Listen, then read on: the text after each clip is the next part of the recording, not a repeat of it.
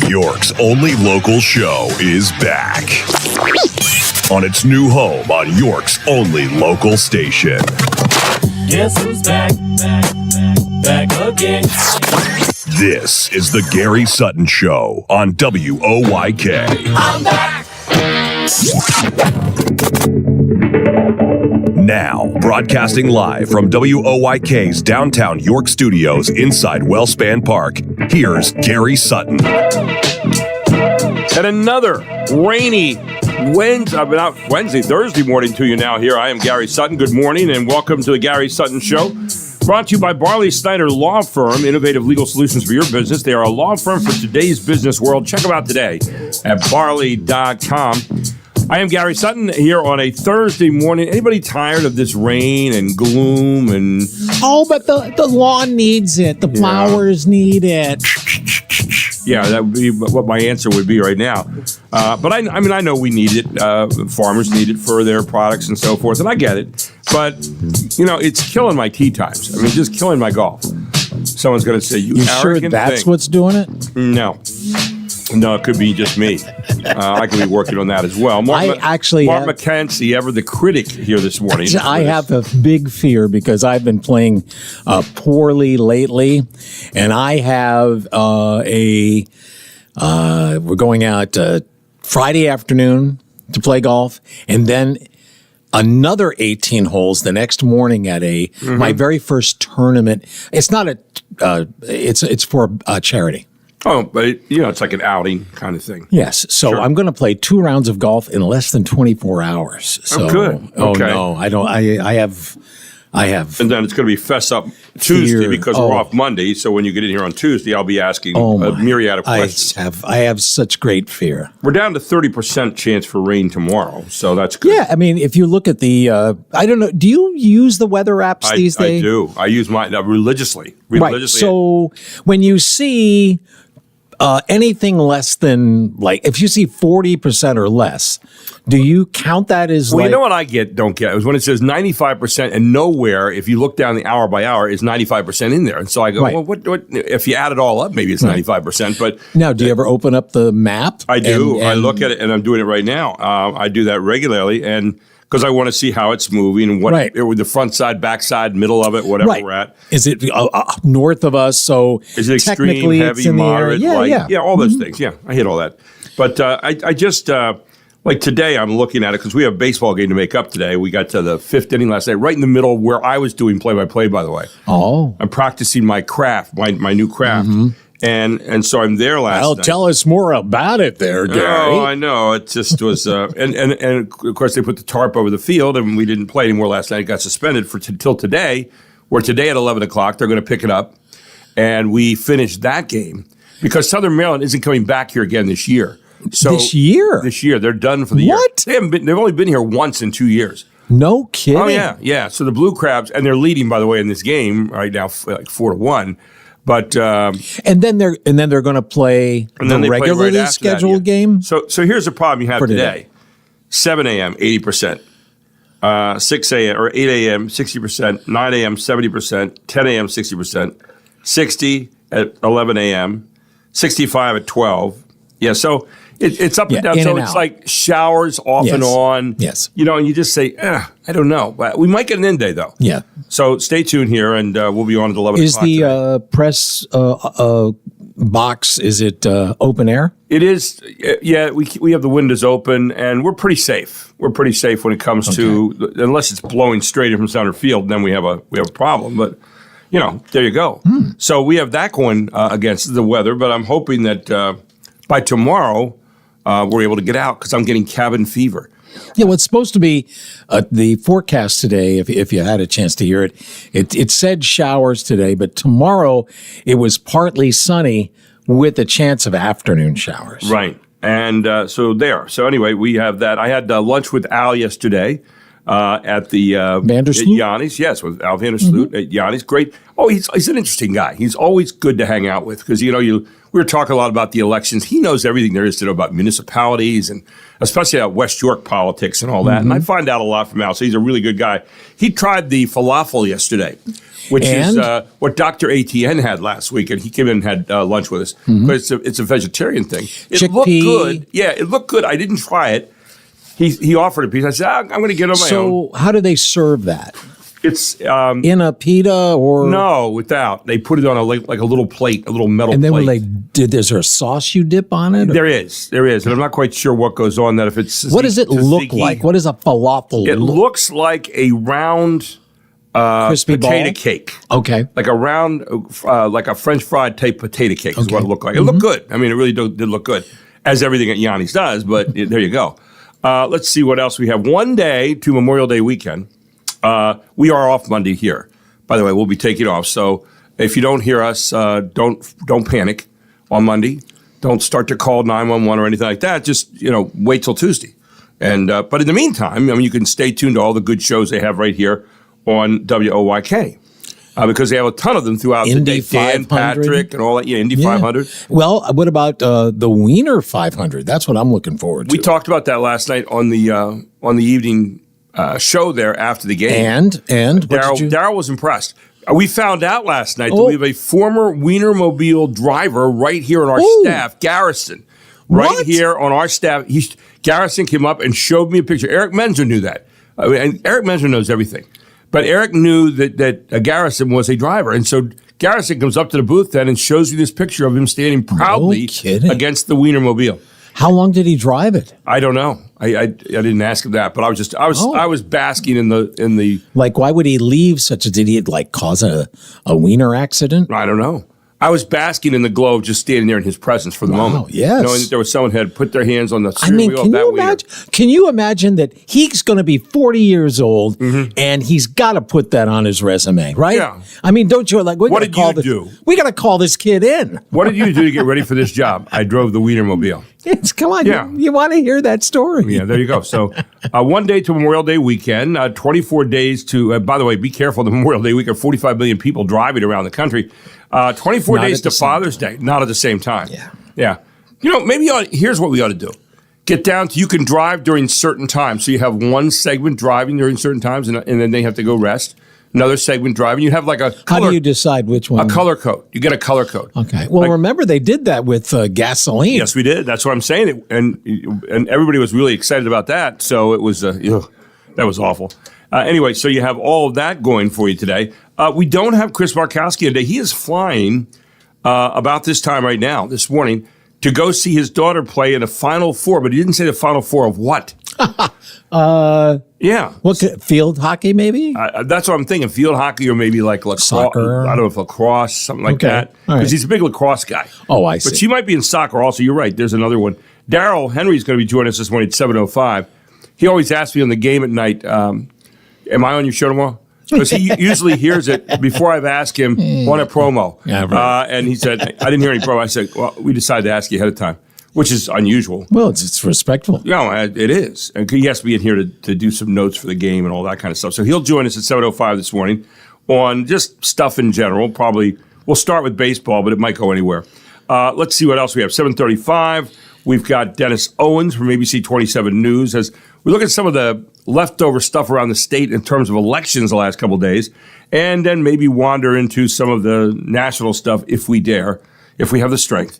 So we'll do that. And then we have 8:05. We've got Joel Sears, and 8:35, Aaron Anderson joins us. So we're going to talk to Aaron about graduation time of year and what do kids have to look forward to now going out into the workforce now? What's the outlook? Kind of interested in that. Joel always just likes to break down everything that's going on numbers wise, and he's good at that. So he'll tell us about that at 8:05 this morning. So all of that right here. Now I did leave the same question up from yesterday about what moniker people would have for me, and so far nobody's come up with a real good one. Michael Anonia, who's our resident troll, decided to put on there Earth to Radio. Earth to Radio. So I don't know if it was meant because it's usually negative for him. But yeah, I'm not sure if that. I kind of looked at it. It's catchy. Confused? It is catchy. I am a little confused. Yeah. I am a little catchy, but a little confused. But it was catchy. But I'm not sure it wasn't meant in a negative way. Usually how he does it. But. I'm kind of surprised. Yeah. It's a shame that Chris isn't here because the markets did not have a good day yesterday, and some of it was, I guess, because they're still working on this big beautiful bill. Yeah, and it's going to push. It looks like it's going to be putting pressure on interest rates on borrowing. Right, it's going to suck up a bunch of cash that's out there, and it's going to add to the debt right now. Yes. $3.8 trillion. So I want to get into that a little bit if we can. If not tomorrow, and what was it? Was it Walmart? And did somebody else say they Target?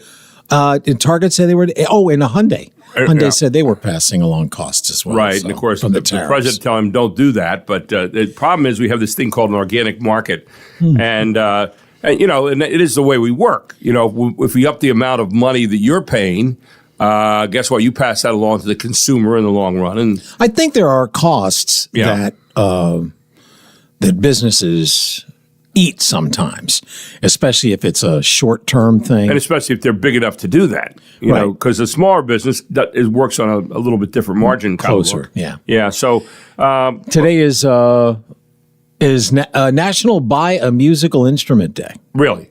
How many instruments do you have? I have one.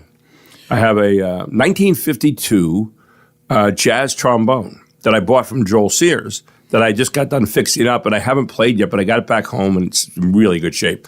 Does it have a spit valve? It does, and that was the problem. The spit valve did not work. What? It was loose, and so there was spit coming out of the bottom of it, and I wasn't getting the nice, rich tone that I needed. I see. And so they fixed that all up, and now I have a brand new trombone with a brand new spit valve on it. And great. Yeah, I have a guitar. Yeah, okay. Which doesn't have a spit valve. It does not. No, but you keep a spittoon next to you or something. I have no. Okay. I don't spit when I play. But National Solitaire Day. Yeah, I never got that. I never learned how to play solitaire. What? You never? Never, ever played solitaire. I've seen people play. I don't even understand it. I don't even look at it. Well, it's just number. When I don't. When I numbers in a row. Yeah, when I want to be ignorant, I can really do a great job at it. I'm just the guy to do it. And I just ignore something that I have no interest in. Okay. Like Pictionary. I have no interest in playing Pictionary other than to throw it across the room. Because I hate it. Because I hate people who sit there and put little marks on a piece of paper and then someone can say, oh, it's a two-toed sloth. No. And they're right. And then I just want to, and then I hate people. And I don't want to be like that. Yes. So that's kind of where I'm at. Food holidays Is that today. a good explanation? Yeah, I suppose. I can see you're really wowed by that. Yeah. Eat more fruits and vegetables day. Well, that's every day. You're supposed to do that. Yes. And last night... Do French fries count? That's the problem. They're vegetables. Isn't that the problem? Yeah. You just defined it. They're vegetables, kind of. Last night we went to a place... It's like the kid that, had the 7 brothers and sisters in a quicksand box. He became an only child eventually. That's how, Deb and I went to a restaurant where they do the hibachi. Yes. They do that. I love that stuff. But here's the thing. She ordered the hibachi, but without the performance. Really? They said, look, could we get the food, but without all the banging, flipping stuff, and the little ding, ding, and it was excellent. I want to tell you, they really did a nice job. Didn't do the volcano, huh? They didn't do the volcano. I've seen it a million times. Anyway, National Vanilla Pudding Day. Vanilla pudding is always good. And here is the most unusual one we've had in a while, food holiday. Go ahead. It is Bitcoin Pizza Day. Bitcoin pizza. And the reason is because it was on this date in 2010 when Laszlo Hanyecz, a Bitcoin developer, didn't have anything in his pockets when he went to buy 2 Papa John's pizzas. So he offered them in exchange 10,000 Bitcoins. Of course, back then, wasn't worth anything. And today they estimate the value of those 10,000 Bitcoins at a little over $1 billion. Wow. Of course, you got to find somebody to pay you $1 billion for exactly. it. So. And you say, I only have a bit of coin, and you say, your bit of coin isn't a bit enough. Yeah, we'll see. Yeah, whatever. So, and is there anything else, Lloyd, to say? Oh, yes. There's one more day. Oh, no. And we'll discuss that next. It is 6:18 here on the Gary Sutton Show on WOYK. Back with more right after this.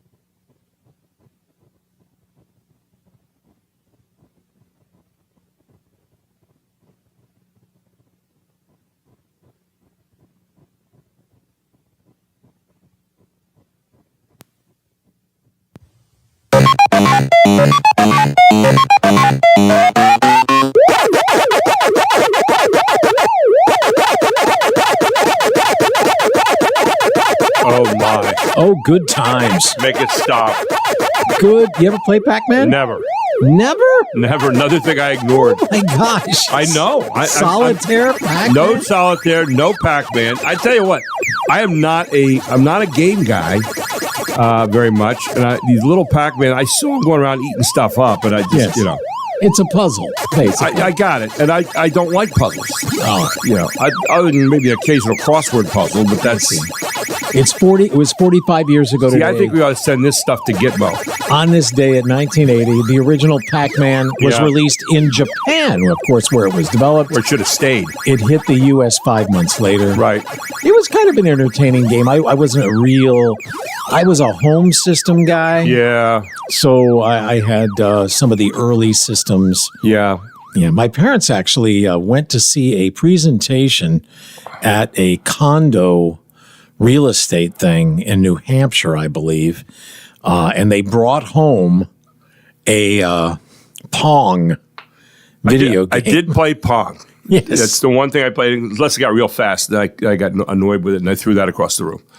Yeah, you did. That's usually how everything ended with me, get thrown across the room. I remember when they used to have it at the rec room in the not the what was it, the what do they call the gathering area in college? Oh, the Commons. Yes, they had several games there. Yeah, I did go to the Commons. All right, so here we go. So we've talked about many different kinds of days it is today. Right. Here is one of the days that we didn't mention, but will now. British master criminals have no greater nemesis than the great consulting detective Sherlock Holmes. From his home at 221B Baker Street in London, from under his famous deerstalker hat, Holmes' infallible logical reasoning would always solve the case. So when should you celebrate his exploits? Elementary, my dear listener. May 22nd, birthday of his creator, Sir Arthur Conan Doyle. So, what's on? Well, you can enjoy the day any way you like. Read a classic Holmes adventure, watch the latest BBC adaptation, or perhaps organise a murder mystery party with your most suspicious friends. In London, Jonathan Savage, Fox News. Yeah, fan? I was a big fan. I read all the books. I loved reading Sherlock Holmes books and Sir Arthur Conan Doyle. Very good.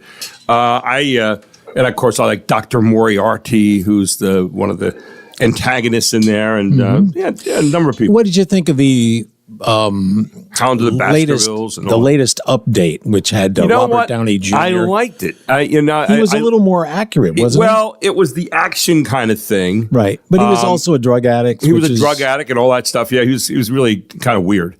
But they gave it to him. But he was an action star. So they did the updated Sherlock Holmes. You always thought of Sherlock Holmes just walking around thinking. Now he was kicking butt as well on certain things, and he was very good at doing karate and all that kind of stuff. You never thought any of that. I don't know that I ever read one. I didn't. I read them all. They were very good. And quick read. Fairly quick, yeah. And you didn't see the end coming a lot of times, which was really what his genius was. So that like Agatha Christie? Yeah, on a little higher level. Higher level. Yeah, Sherlock Holmes was, you always were waiting to see how he connected everything at the end, because you'd be sitting there and he would say some little line about, oh, I've got it. And then you didn't get it again for like 3 chapters, and that's how long it took. So that was the beauty of what Sir Arthur Conan Doyle did. By the way, tomorrow's expected to be the busiest day for securing a rental vehicle, according to Hertz. The cities that have the highest demands for rental cars include San Francisco, Denver, Orlando, Miami, Seattle, and Las Vegas. Now, domestic flights are 2% more expensive compared to 2024, according to AAA's booking data. And the most popular destinations for travelers this year are New York City, Orlando, or as Keith Jackson used to say, Orlando, Florida, Denver, Seattle, and Chicago. Okay, they are the most popular places. Those traveling via car will encounter cheaper prices at the pump, not in Pennsylvania, but elsewhere. The prices for Memorial Day weekend are expected to be the least expensive in recent years when adjusted for inflation, according to analysis by Gas Buddy. It's supposed to be $3.08 per gallon on Memorial Day, not in Pennsylvania. No. And while we're forecasting the lowest summer gas prices in years, economic jitters are slightly dampening optimism.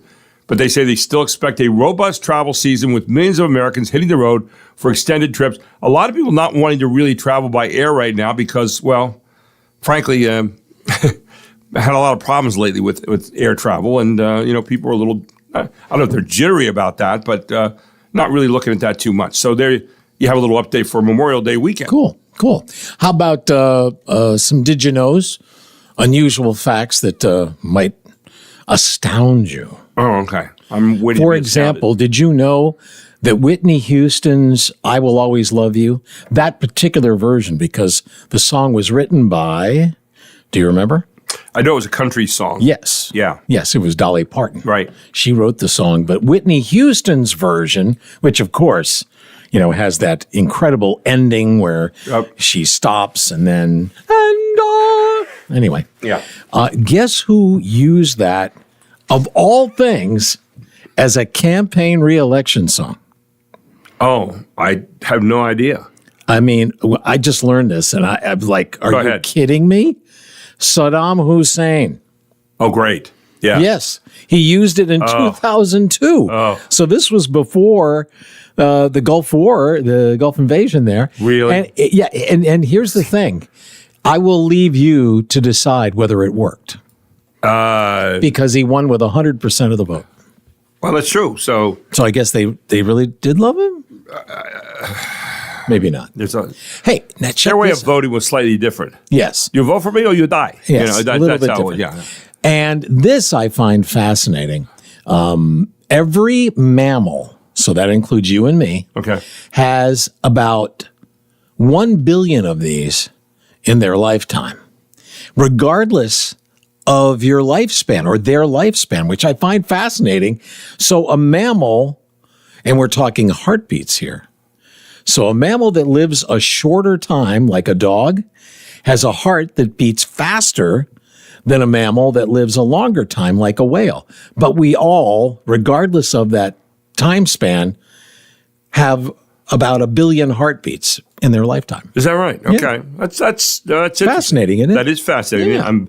When we come back, I want to talk to you a little bit about Walmart is fighting back against this week-long boycott that people are saying they're going to have of the chain, as Target and McDonald's also now in the shoppers' crosshairs. Why so? And Walmart says, we've done our part. Come on. Don't want to boycott us. We're going to talk about that when we come back on other news stories as well. All here on the Gary Sutton Show on WOYK. It is 6:30.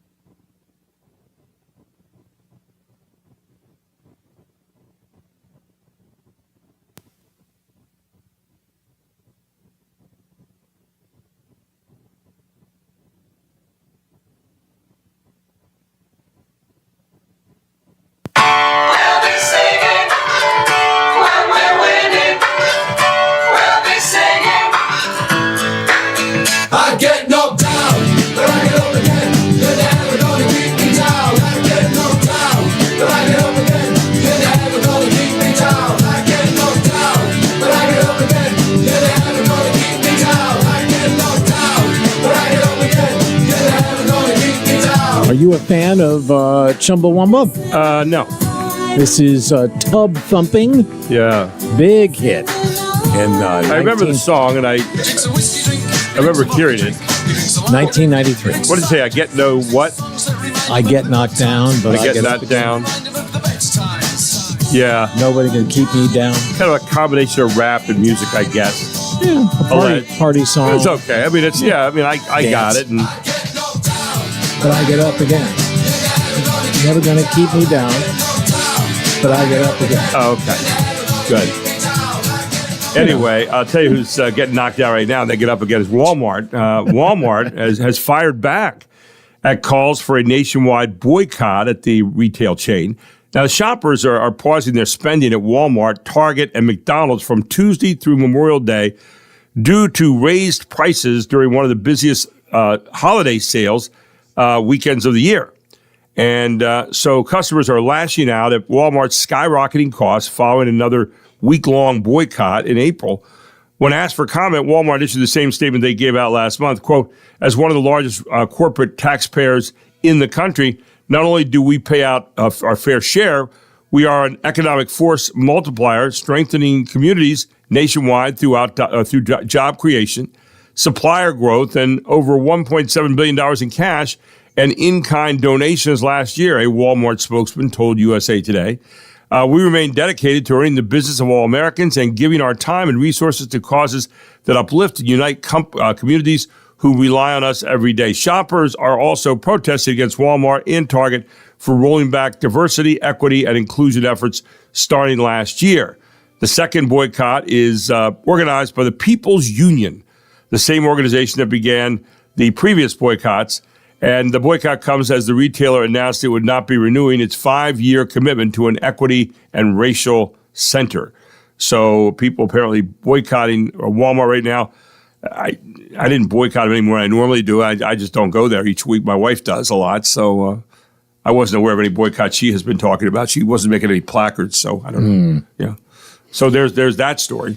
What else do we have? Well, I can tell you that we have more unusual facts that will just blow your mind. Well, here's another unusual thing. I'm seeing a lifestyle trend. I'm always interested in these idiotic things. Like, give me an example. Okay, there's a new trend where people are doing ridiculous things with their shoes. You know, we've heard of Crocs and Crocs boots and Crocs sandals, platform Crocs, high heel Crocs. But Crocs are at least somewhat comfortable. There's a new trend where people are wearing soccer cleats when not playing soccer in everyday life. So people have them on just to run errands. Why? It's become a viral sensation with the hashtag boots only summer, and apparently that's turned them into a fashion statement. But why would you be wearing cleats Is it practical? on like hard floors? That sounds dangerous, actually. Well, and also destructive. Is it practical, they ask in this survey? No, not at all. Wearing studded boots on asphalt, concrete, or tiled floors can be slippery and uncomfortable, not to mention the click-clacking sound. Right. Hard surfaces also cause the spikes to wear down faster. That doesn't matter, though, because it's a pure vibe. It's a pure vibe. So that's why it's okay, apparently, because it's a pure vibe. Did I say that before? Okay. There it is, yeah. I did see more ways to guarantee more sleep this morning. Okay. Yeah, I saw this list. There are top five guaranteed ways to get more sleep because they say Norfolk, Virginia tops the list of America's most sleep-deprived cities. So don't be in Norfolk, Virginia. But the top 5 guaranteed ways, if you're sleep-deprived and if you're having problems getting to sleep, block any source of bright light, like a lamp, window, or if you're Ryan Seacrest, your teeth. Okay, so you block any source of bright light. Exercise at least 20 minutes a day. Yep. Just threw that in there to see if you're paying attention. Now on to realistic tips. Let's see. Get 7 hours of sleep. More if you're starting to get those Pete Davidson eyes. You know, wake up at the same time each day. Yeah, wake up at the same time each day. Okay, you can sleep in on Sunday. Trust me, church won't keep you from going to hell. No, it will. Anyway, set your thermostat to a comfortable temperature. Forget that. No. Relax before bed with a good book. Or that trash that becomes a Nicole Kidman miniseries. Okay, so you could do that. Let's see what else. Boom, boom, boom. Avoid alcohol, tobacco, caffeine, and electronics before bed. So become Amish, basically, is what they're asking you to do. There you go, yeah. Become Amish. Yeah. Let's see. I think that'll be it. Yeah, I think it was really kind of a dud bit there, wasn't it? It never got off the surface. Sometimes that happens. What sucked? It was bad. Yeah. Here is a website called, this comes from I think it was a Instagram video, and I saw it, and it had no facts to like back it up, but it was very funny. Oh, so it was news. Only because it was funny. I thought it was funny because it was true. Yeah. And I know it from personal experience. But so I did a search of most disappointing tourist attractions since we're coming into the unofficial start of summer vacation season. The most disappointing. This one is from Best Life, and it's basically they're calling them tourist traps. Right. Okay, so these are places you maybe shouldn't go. Number 30 on the list is the Hollywood Walk of Fame. Have you ever been? I have been. Yeah, me too. It's okay. Yeah, it's all right. It's kind of neat to see, the stars and so forth, but I like to go out in front of Grauman's Chinese Theater and see the handprints that they put in there and whose feet were big and and match whose feet were yours. small. Yes, absolutely. Sure. Next is Wall Drug in Wall, Been there. South Dakota. Yep, been there. Not a big excitement. Think about it. You're in a drugstore in South Dakota. I know. Really. I mean, it seems self-explanatory, right? I can get a new toothbrush at the 5 and 10 store. How about the number next is Atlantic City Boardwalk. Been there. Well, it's not like it used to be. No. And I think that's the point. And I think we all noticed that. Yeah. Mall of America, Minneapolis is next. I've never been there. I've Me heard neither. about that. But they have like a big water park in there or something. It's a huge thing. All kinds of things there. Yeah. Never been there. Next, the Strip in Las Vegas. I've been there. It's okay. Yeah, I guess. Bourbon Street in New Orleans. Been there. Hate it. Would never go back again. One of the most disgusting, Smelled bad. disease-ridden, bad-smelling. It's very humid, too, most of the time. It's awful. Yes. With palmetto bugs on it. Number 24 Also on known this as list, roaches. Four Corners. I've been there. That's Arizona, Colorado. Yep. You're in 4 different states. Yes, at one spot. Been there. Not exciting. And after you do that, what do you do next? Wipe off my back brow on the because car? it's hot. Yeah, exactly. How about the Desert of Maine? The This desert is of in- Maine. I guess I have been there, but $10 admission fee. There's a maybe not. There's a 35-minute guided tour. Really, no, we weren't there. I'm saying Is that's not up at the park there? Is it? it's Maine? in Freeport, Maine. Oh, I haven't been there. No. Next, 22nd on the list is the Corn Palace in Mitchell, South Dakota. So there's two places in South Dakota, and which isn't known for Anything. really. Right. are in his top 30. Corn Palace. Didn't Custer get killed in South Dakota? Is that where he got drilled? Yes. Well, is it? Yeah, I think it is South Dakota. Yes.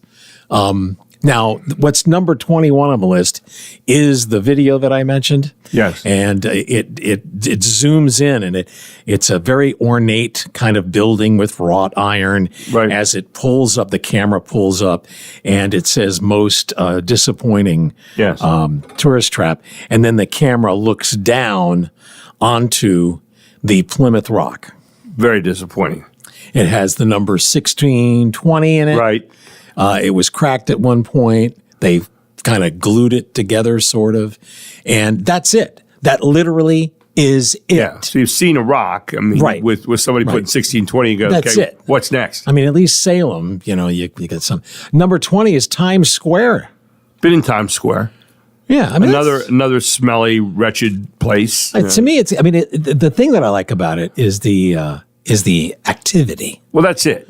I mean, You and feel the heartbeat of a city. the news running across the Yes. teletype there All on the kinds of- buildings. yes, and hot dogs. All the pizza. Broadway stuff around you, Yes, discussing yes. people in underwear out there playing their guitars and things like Well, that. just that one guy. Well, him. And then, And he's billed as naked, and thank God he's not. I know. And then they have people in line for cheap tickets to Broadway shows and all Yes, that which kind is of that's stuff. a good reason to go to. You get to watch a lot of life going on there Yes. in Times Square. Number 19 on this best life list of terrible tourist traps.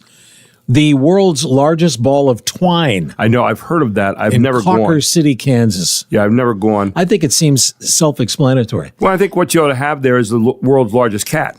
There you go. You can play with That might world's- make it interesting. Yeah, we've been playing with the world's largest ball. Number 18 is Beale Street in Memphis. Been to Beale Street, Lots of famous people Yeah. there. You can get something to eat, okay. but probably overpriced. right? Number 17, Santa Claus's house in North Pole, Alaska. Have not gone there. Yes. No interest. I'll leave it alone. Yeah. Number 16 is The Thing in Benson, Arizona. You see the billboards for miles hyping The Thing. Really? And the main attraction in the 12,000 square foot museum, which displays a string of petty random objects and taxidermy that are woven into a narrative of conspiracies Really? involving aliens and, get this, dinosaurs. $5 a person, $10 for the whole family. The Thing in Benson, Arizona. Number 15, Epcot. Been to Epcot. More kids get beaten up at Epcot than I've ever seen in my Really? life. Yeah. Mommy, can't we go back to the Magic Kingdom? Shut, we're going to Epcot. You ever? I've stood there and watched parent beatings. It was unbelievable. One day, one park ticket to Epcot cost over $100. Is that right? We stayed on property and we rode up through that big sphere. There's a ride that actually goes up into the sphere there. My wife and I did that, and she was excited. Number 14 on the list, mild stomping grounds, the Quincy Market No, in Boston. didn't make it. Yeah, the only thing I Although I know do like markets. I do like the markets. food court is kind of overpriced, but Yeah. it's in Faneuil Hall, which is right next to the old State Right. House. You can't beat I the have history. been there. I have been Yes, to Faneuil yes. Hall. Yeah, Number 13, Waikiki Beach. I've never been to Hawaii yet. I mean, who doesn't want to go to Hawaii? for I'd like crying out to, loud? but I haven't been there. Number 12, Fisherman's Wharf, San Francisco. They're basically saying it's overpriced. Been there. Number 11, who hasn't been to south of the border? Oh, I know. What a tourist trap It that is. is. It is, Oh, absolutely. it's just disgusting. Number 10, Crater 100 of, miles south of the border. 99 miles south of the border. Number yeah. 10 is Crater of Diamonds in Murfreesboro, Arkansas, which apparently you can actually find diamonds. Oh, good. I don't know how often that happens, though. Number 9, you aren't going to like this. Go ahead. OK Corral in Tombstone. I've been there. It is kind of OK Corral is kind of a disappointment, but I got to tell you, going into the Birdcage Saloon is not the bird. I don't think they've done a whole lot to the Birdcage Saloon since then, but they have the town is really kind of cool. I like Tombstone. Okay. But is it it's because creepy. you already felt a connection before you got there? I did. Yeah. The movie.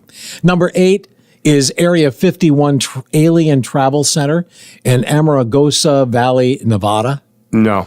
Says it's just a tattoo parlor and Right. sells fireworks. Yeah, great. Number 7, Buffalo Bill's Grave and Museum in Golden, Colorado. Okay. Haven't been there. This one is kind of interesting. Number 6 is St. Ignace Mystery Spot, Michigan. Despite its confusing name, there isn't a mystery. To tour this hokey spot, which Best of Life says is due to unexplainable things like lightheadedness. Adults have to pay $9, kids $7. It also has a zip line, a maze, mini golf. It's just Well, that stuff is probably worth the money. The other stuff isn't worth. number squat. 5. Go ahead. World of Coca-Cola in Atlanta, Georgia. Yeah. I would like to go. Never been. Number 4, the Space Needle in Seattle. Not Just been, expensive. Not been there. No. Number 3, the ice rink at Rockefeller Center in New York. I have been there. Yeah, I like that. Very nice. $38 to skate, though. Yeah. Number 2, a shocker, Graceland. Yeah. I've never been to Graceland. If you want to enter the Memphis. estate, it costs you $42.50. Get out. Or if you take the Elvis Experience Tour, Yes. that's $63. Oh man. Yes. And what is number 1 on this Okay. list? This list again, just to remind people, is the Terrible tourist traps. terrible They basically tourist steal your money. It's the most disappointing, if you will. Right. Shorthand, most disappointing tourist destinations as we head into the I might unofficial disagree start. with number 1. Go ahead.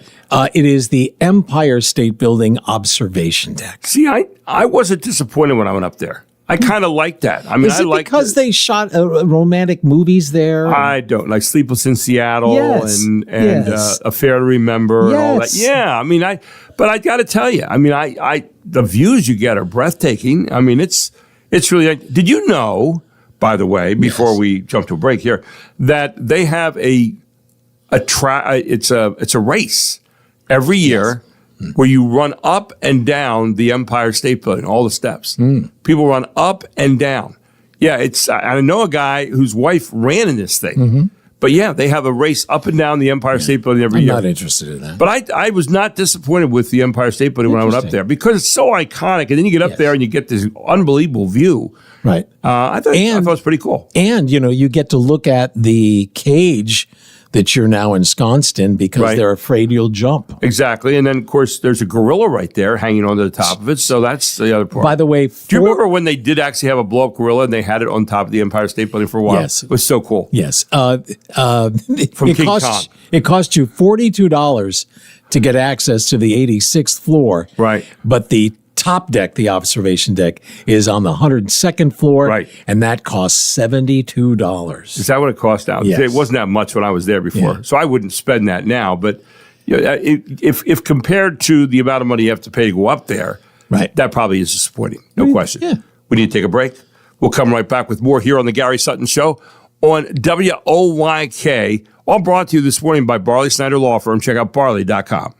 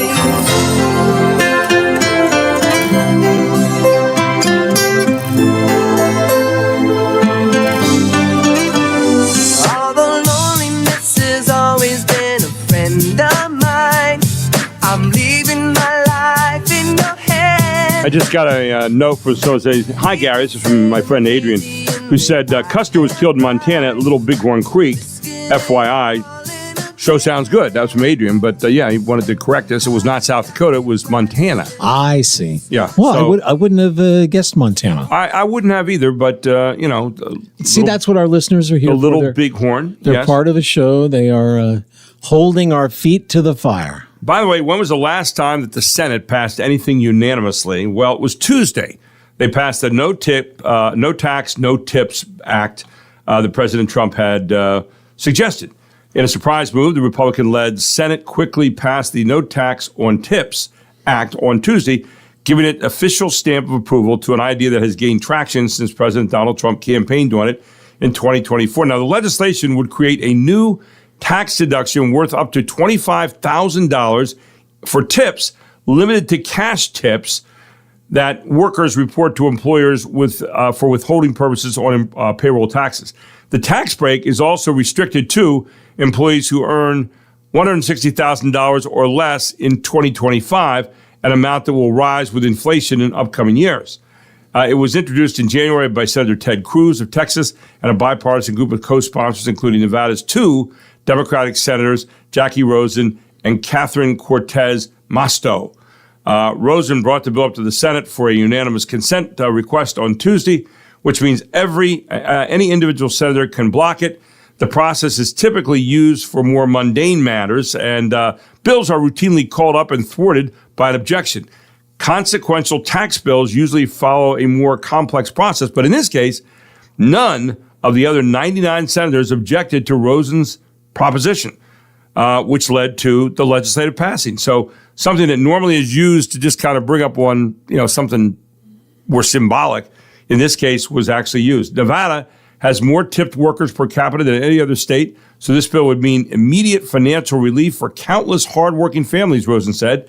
No tax on tips was one of President Trump's key promises to the American people, which he unveiled in the state of Nevada. And he said, and I'm not afraid to embrace a good idea wherever it comes from.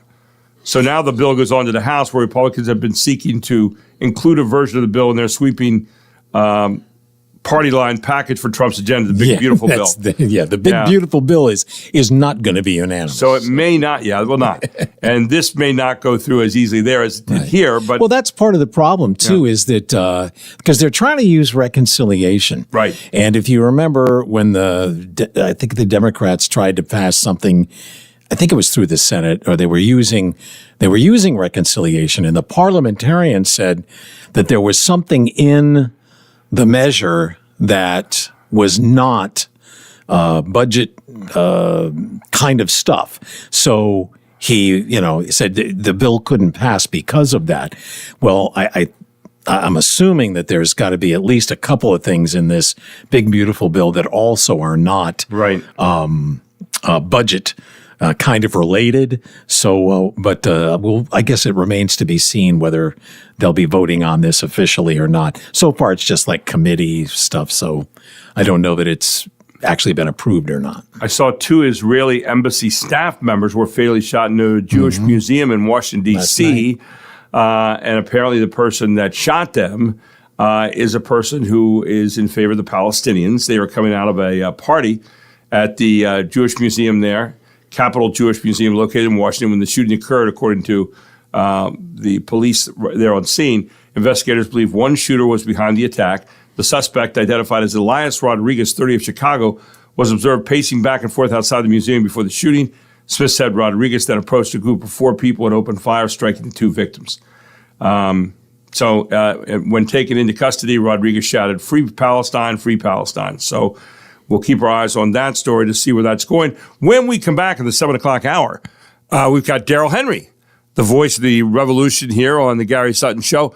And after Daryl, we'll be checking in with Dennis Owens at 7:35 from ABC News in Harrisburg about the leftovers from the election and much more. All here on the Gary Sutton Show on WOYK. By the way, you can listen to us on WOYK.com. That's 989WOYK.com. You can also check out our blog each day on YouTube, WOYK, or Just a Voice from Main Street with Gary Sutton. All of that here on WOYK, the Main Street of America, where it is 7 o'clock.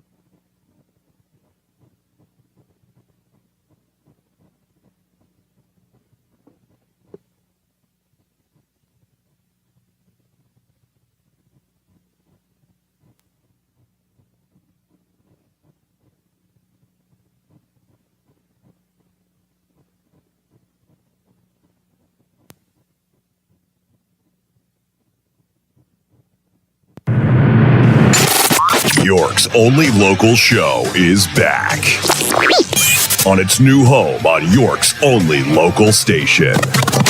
Guess who's back? Back again. This is the Gary Sutton Show on WOYK. I'm back. Now, broadcasting live from WOYK's downtown York studios inside Wellspan Park, here's Gary Sutton.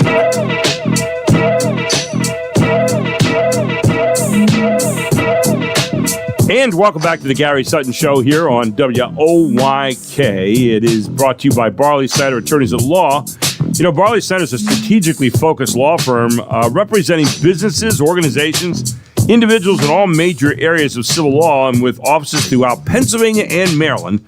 This firm's more than 130 attorneys provide innovative and effective representation to a wide range of clients in all kinds of interesting areas like banking and business, healthcare, senior living, tax, litigation and risk management, immigration, higher education, just to name a few.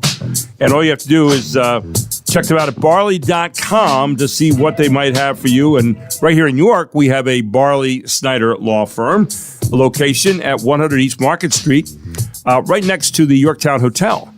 And you can go in there 9 a.m. to 5 p.m.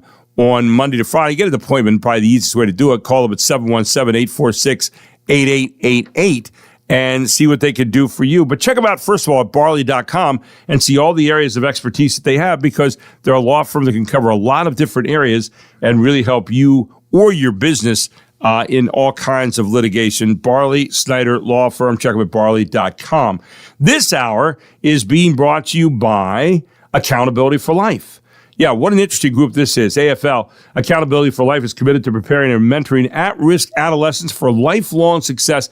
And what they do is they use an athletics-based platform. They'll get scholarships. They have kids playing football and all that kind of stuff. But they try to educate them on oft-forgotten yet simple fundamental behaviors, concepts, and actions that have the power to define one's course in life. And what Russ Stoner and all the good people are doing over there is they're trying to get people to be responsible, accountable, if you will, with traditional core values that, you know, were such a prevalent part of our parents' and grandparents' generations. Now, you can check them out at aflyorkpa.info. That's AFL, Accountability for Life, yorkpa.info. Or you could stop by and see them at 755 Vogelsong Road right here in York, or call Coach Russ Stoner at 717-577-0306 for more information on Accountability for Life. They're doing some great things for kids right here in York. And with that... Oh, wait a second. Yes. Wait a second. We have some breaking news. I don't know if it was in the top of the hour or not. But the House has voted, according to CNN here, the House has voted this morning 215 to 214. Wow. So by one vote to pass President Donald Trump's sweeping tax and spending cuts package. So Speaker Mike Johnson was able to apparently win over some key holdouts. And we'll see throughout the day what all is involved with that and what all is in there. Again, there's a lot of, it's a very controversial bill. There's a lot of stuff there that people are saying, well, it's adding more to the deficit, which aside from the spending part, there's right, other and things. the spending parts in there's a lot more spending, and so in a time where we've had the Doge mentality, we're putting a little bit more spending in there. So we'll see what all comes out of that and analyze that perhaps tomorrow in a little bit more detail. But right now, we do want to let you know also that you can listen here throughout the day to all kinds of good radio. Right after our show, you have the Dan Patrick Show at 9 o'clock. You got the Herb with Colin Cowherd at 12 o'clock. 3 p.m., Doug Gottlieb Show. This morning at 11, you are supposed to hear the rest of the Revolution game from last night. And then after that, the second game, which will be played today, normally at 11, will be played right after that game. We're in the fifth inning, by the way, of the game last night. And the Revs are down, I believe, 4-1. And a guy who knows something about that is Daryl Henry, the play-by-play voice and the general manager here at WOYK, and he's with us this morning. Good morning, Daryl. How are you? Good morning. Doing well. I'm just waiting for the rain to stop. Yes. How are you guys doing? It's never raining here. It's always butterflies and balloons, sunny and bright, cheery days, happiness everywhere you look, unicorns running around. That's what it's like inside here all the time. That's the way I envision it. I mean, from those few days that I spent with you in the early going, Right. I can vouch for that. Yeah. Just happiness galore, paintings on the walls, sunshine, Superman, the whole thing. I wish I was there right now. Somebody wants to slap me right now for even saying that. But anyway, no, it's good to be with you this morning. So the Revs so far in the season, what's your analysis thus far? And the games they've been able to play that haven't been raining. The rain has really been kind of the story of the season so far, but the Revs in first place at the moment by 2.5 games and looking pretty good. Yeah, I think, one of the biggest things goes back to what we saw on Tuesday night, just the resiliency of the team. There's a lot of things that have not been perfect. There's a lot of wins in which they have not played perfectly, but they've found a way. One thing, they're off to the best start in franchise history, 15-7. 8 of those wins, comeback wins. 4 of those 8, they've come back from down at least 3. Yeah. And Tuesday night was the 3rd time that they came back from down 4 or more. So they're very resilient. The one thing, it's going to be interesting to see when they play some teams other than Hagerstown, who they've beaten up on so much. But the win against Southern Maryland at home on Tuesday night was a better barometer. Shut down by a pretty good starting pitcher for 6 innings, and then they mount a huge comeback against the bullpen. So it's one thing that stands out to me, and this is kind of a 3-year thing. It's the 3rd year that it's almost a completely new team, and this is the 3rd year that it appears that they're on their way to a very winning, very, very productive season. And that certainly includes the offense that's doing historic things. A couple times a week, they're doing something that, ranks among all-time stuff, whether it's individually, Jalen Miller with 2 6 RBI games over the weekend, something like that had never been done before. But now you couple the pitching staff, which leads the league in team ERA, leads the league in strikeouts. So it's weird. You feel like it's not perfect. It's not a finished product. There's room for improvement, and yet, they're winning games. They're in first place by 2.5 and leading the league in a whole bunch of stuff. Yeah, you got a guy leading the league in hitting too, and Jeff Connell, who is batting .400 right now. And doing pretty well. Has 6 home runs already with 15 RBIs. And then you look down there and you see this guy Tostado from first base, Frankie Tostado, who's batting .355. He's got 17 doubles that are leading the league. So you have all these different things going on right now where they're leading in things, and yet you don't feel totally fulfilled. You mentioned Miller batting .333, has got 24 RBIs, which I believe leads the league. So everywhere you look right now, there are league leaders for the Revs, and yet you walk away saying, geez, they're not probably as good yet as maybe they're going to be.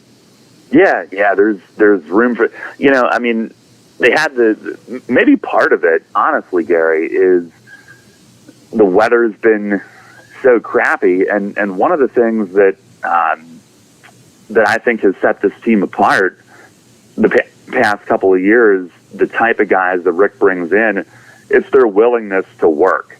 And they love to be on the field early in the day, doing early work, and they have a routine, and that comes from Rick and Derek Wolf, the hitting coach. I'm talking mostly about the hitters.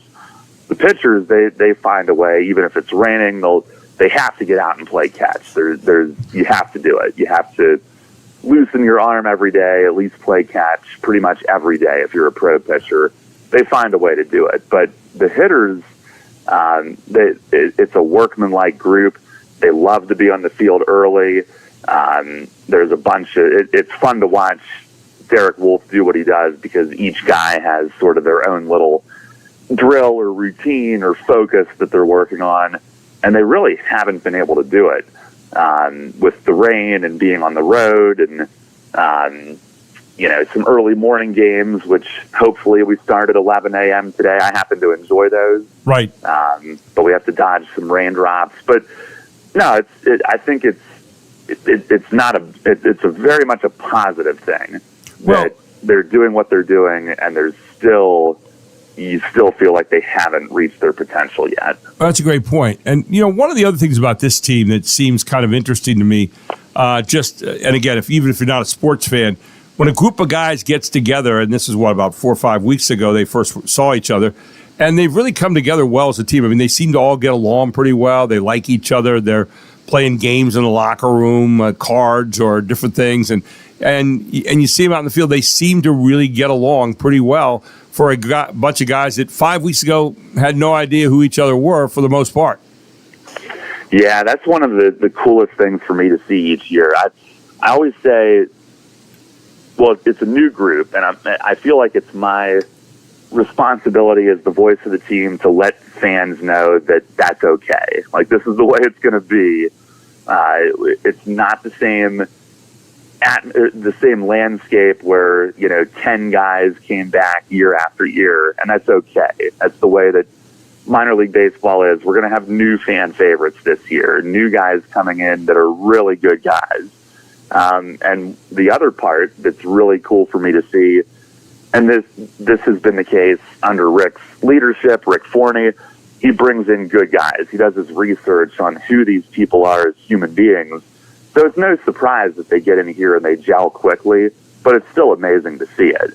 And I really enjoy doing these pregame interviews with players, and listeners can check those out. We always archive those on the SoundCloud WOYK account, same place that they can hear your show every day. And the last two that we did both articulated that aspect really well. Jalen Miller the other night, he said that, in affiliated minor league baseball, you're together in spring training for a few weeks before you ever play a game. Right. Here, and you've come up with those guys, you were drafted together. Here, it's a bunch of guys that the first day you meet, 25 new guys, get your physical, go out on the field, and you work out like 2 hours later, and you've got about 10 days to become buddies and start playing games for real. And it's pretty amazing how quickly it happens and how quickly they gelled. And Ian Churchill was on the show the last 2 nights and pretty much said the same thing. So that really stood out to me with this group. Yeah, he even bought a camera and goes out there every day and kind of chronicles what each day is like with the team. And he said, I found this cheap camera, and I don't want to take my phone out there, but I took this camera out and I'm keeping pictures every night of what's going on. Maybe I'll make a little movie about it at the end of the season. Final question, and it's not really kind of an observation. Being a coach for 45 years in another sport, I'm amazed by Rick Forney. I have never realized he is as blunt as he is. But I'll tell you what, when he assesses a game, you know what? You better have thick skin, because he really is good at. He goes right to the truth. He goes right to here's what's wrong. Here's what needs to get better. But he doesn't mince words a whole lot, does he? No, he doesn't. There's sometimes he'll give his analysis. One of these was last night. Yeah, right. and I stop and look at him, and I'm like, did you really just say it that way? Right. But he's getting his point across, and I have no idea if the players ever hear his pregame interviews. I don't think it matters, because I'm sure he's willing to say the exact same thing to their face. But if it's not done a certain way to his liking, if he feels that they're not performing because of the way they're approaching it, he is not afraid to let them know that. And the one from last night that stood out to me was, he said a pitcher from the night before, he's like, I don't know if he even has a plan out there. He's just throwing whatever. And he needs to get one. Yes. Yeah. But he knows what he's looking for, and he's not afraid to say it. Well, that's what you kind of like. It's kind of refreshing to hear the unadulterated truth from the manager and saying, hey, how can guys play defense behind him when the guy's not pitching that well? And you go, whoa, wait a minute. But you cut away to the truth right away. You're not messing around with, kind kind of gilding it up a little bit or sugarcoating it. And that will, sugarcoat and Rick Forty will not appear in the same sentence together. That's for sure. Anyway. No. Yeah. And what are you going to do? Argue with one of the most successful partner league managers ever? He knows how to win. Yeah, he's got a few championships behind his belt. Hey, I'll look forward to seeing you at 11 o'clock today for hopefully the resumption of the game last night where the Revs are down 4-1 right now. We want to, and by the way, they did right in the middle of when I was doing the play-by-play, so I was really taken back by that. But we'll pick that up today, and then hopefully the other game after that, if we get by all this rain today. Man, I hope so. I look forward to seeing you, Gary. I'll be there. See you then. Thanks, Daryl. Appreciate it. Daryl Henry, the voice of the New York Revolution for all of these 16 years. He has done every game that has ever been done in the stadium. Every single game. And he has been here for every single moment of them. Daryl, become kind of a legend here. Daryl Henry. We'll take a break. We'll come back with more news here on the Gary Sutton Show. It is the Main Street of America right after this.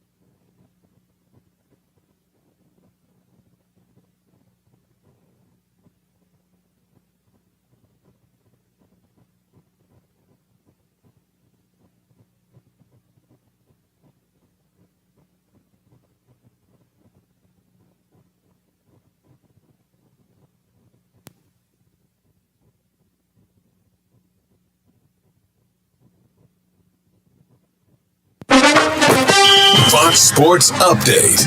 And we're tied at 125 going to overtime. Wait, what? The Knicks led the Pacers by 17 points with 6.5 minutes left. Up 3 at the start of the fourth quarter at home, New York's lead was 15 with under 5 minutes to go when the Pacers' Aaron Nesmith became a personal party of 3. Single-handedly keeping the Pacers' hopes alive here has been absolutely on fire. Nesmith hits the 3. Another 3 by Nesmith. That's the great equalizer in our game. Nesmith 3. Good. Got it. Nesmith again. 3. Got it. He's a flamethrower. Nesmith. It's a 3. It's a 2-point game. Oh my! It's a 2-point game with 22 seconds to go. On TNT, Aaron Nesmith hit 6 3-pointers for Indiana in the final 5 minutes of regulation.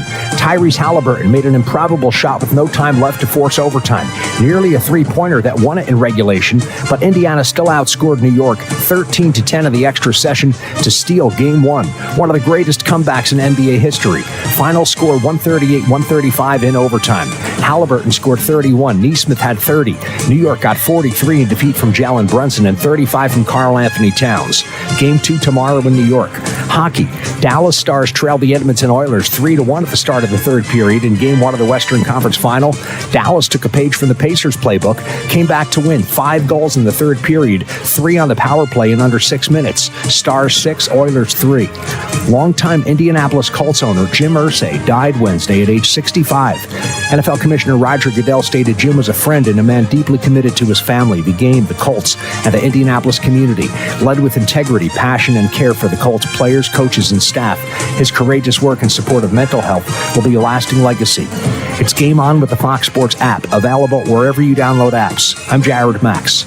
Get more on the Fox Sports app and foxsports.com.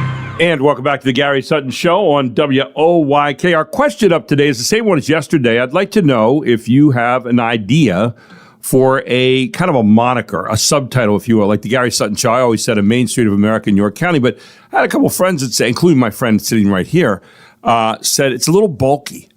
And what does it really represent? I said, well, I'm looking for the, common sense Main Street ideas every day that occupy York County and how people view things. And they said, well, maybe there's a better way of saying it. So as you listen to the program, what hits you? The Gary Sutton Show, and then a blank after that. You fill in the blank, okay? Gary Sutton Show, York County and beyond, something like that? Or is it, what are your thoughts on that? Maybe it doesn't need any. Maybe that's it. Just the Gary Sutton Show, it stands by itself. Right. Anyway, here's some happy news this morning. China is ready to launch a drone mothership. A new high-altitude aircraft is designed to be capable of releasing a swarm of 100 attack drones. Yeah, Merry Christmas. China is preparing to launch a new drone-carrying mothership capable of releasing 100 kamikaze unmanned aerial vehicles, UAVs, at the same time. All I can picture is Independence Day with the big drone ship and Independence Day releasing all those little attack vehicles and the aliens. Don't you think we have something like that? I don't know. I just don't know. Can't imagine. The Jintan, Jutan, Jiutan, and I'm not sure I'm pronouncing that totally correct, which means high sky, is a high-altitude, long-range UAV that can transport weapons and equipment. It looks really austere. Over the weekend, state media reported that the fourth prototype had completed its structural assembly and was undergoing installation and testing. It will set off on its maiden flight next month as China looks to boost its Air Force capabilities. The Jutan was developed by Shanxi Unmanned Equipment Technology and was first unveiled at the Shanghai Air Show, the largest in the country, in November. That's the largest in the country of China. The vehicle has a 25-meter wingspan and can fly for 12 hours with a maximum range of 7,000 kilometers. That's 4,350 miles. It has a takeoff weight of 16 tons and a transporting capacity of 6 tons, which can be used to carry anything from surveillance technology to ammunition. However, the most noteworthy part of the craft is its ability to launch large quantities of drones at once, making it difficult for a defender to respond. Video footage released by state media replicates what this would look like. Drone swarms can be hugely beneficial for intelligence gathering, surveillance, and reconnaissance, which would be important in the event of an escalation in conflict between China and Taiwan. The aircraft can also carry cruise missiles and medium-range air-to-air missiles such as the PL-12E. Its ability to reach high altitudes means it will be harder to detect from ground-based radar systems and could fly above many of the defense systems operational around the world.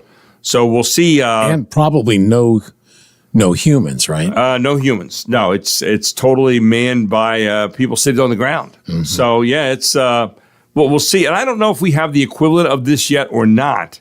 But I imagine we aren't going to be talking much about. Probably not going to say much about that. But there you go. That's something that is out there now. The Chinese have. So wish that was not the case. I did see where the Trump administration accepts the Qatari 747 to serve as Air Force One. Now, actually, it was the Pentagon that accepted that, but it will be given now to the president as Air Force One. Well, they have to make. I heard one estimate $1 billion of changes worth of upgrades. Yeah, you got to go through and kind of. First of all, one of the things they're going to go do through is scrape out everything that could have listing devices in, things like that. Mm-hmm. It'll scrape it down to the bare bones. So but that could take a year or two. Yeah, don't know. Anyway, it's a $400 million gift, and despite objections from Democrats and some Republicans, Trump scoffed at the criticism, saying it would be stupid to turn down a new Air Force One. Well, some people think maybe you shouldn't get it from another country. Yeah, I mean, it would be nice if we had Air Force One. Well, we have one coming. Yeah. He just doesn't want to wait Doesn't want to wait for it and thinks this is a much better deal. I don't know how this plane's going to be quicker than the one they've been working. I don't know. I'm not privy to all that. I'm anxious to see if it makes any sense at all. But Defense Secretary Pete Hegseth accepted the 747 in accordance with all federal rules and regulations, quote unquote. Pentagon spokesman Sean Parnell said in a statement, the Department of Defense will work to ensure proper security measures and functional mission requirements, as Mark mentioned, are considered for an aircraft used to transport the President of the United States. You know what's interesting about all these things is when it comes to batteries and things like that, everything only goes to half-life, Mark. They replace stuff quicker on Air Force One, Marine One than you can imagine. When we come back, Dennis Owens, ABC 27 News, will take a look at the aftermath of the elections around the state. Were there any big surprises in the state? Dennis has his eyes on that all here on the Gary Sutton Show, where it is 7:30.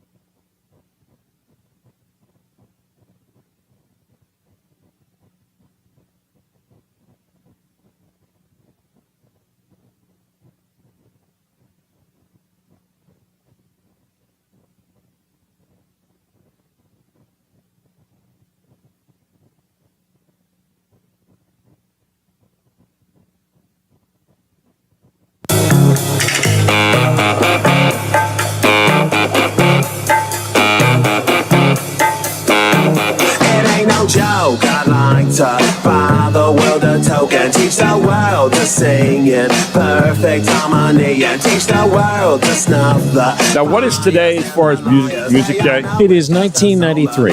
Yeah, that year it must have sucked. You didn't like Smash Mouth? No, doesn't like that either. Walking on the Sun? No. Really? No.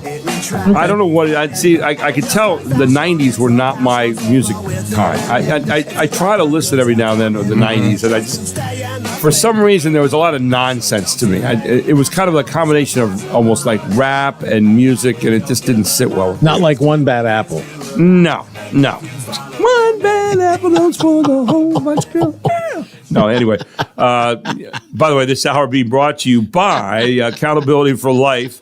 We provide coaches and educators and other community-based partners with a character-building resource toolkit, does AFL, aimed at promoting the importance of accountability in all areas of a student-athlete's life by teaching and modeling the concept of integrity and requiring ownership of one's actions, i.e. accountability.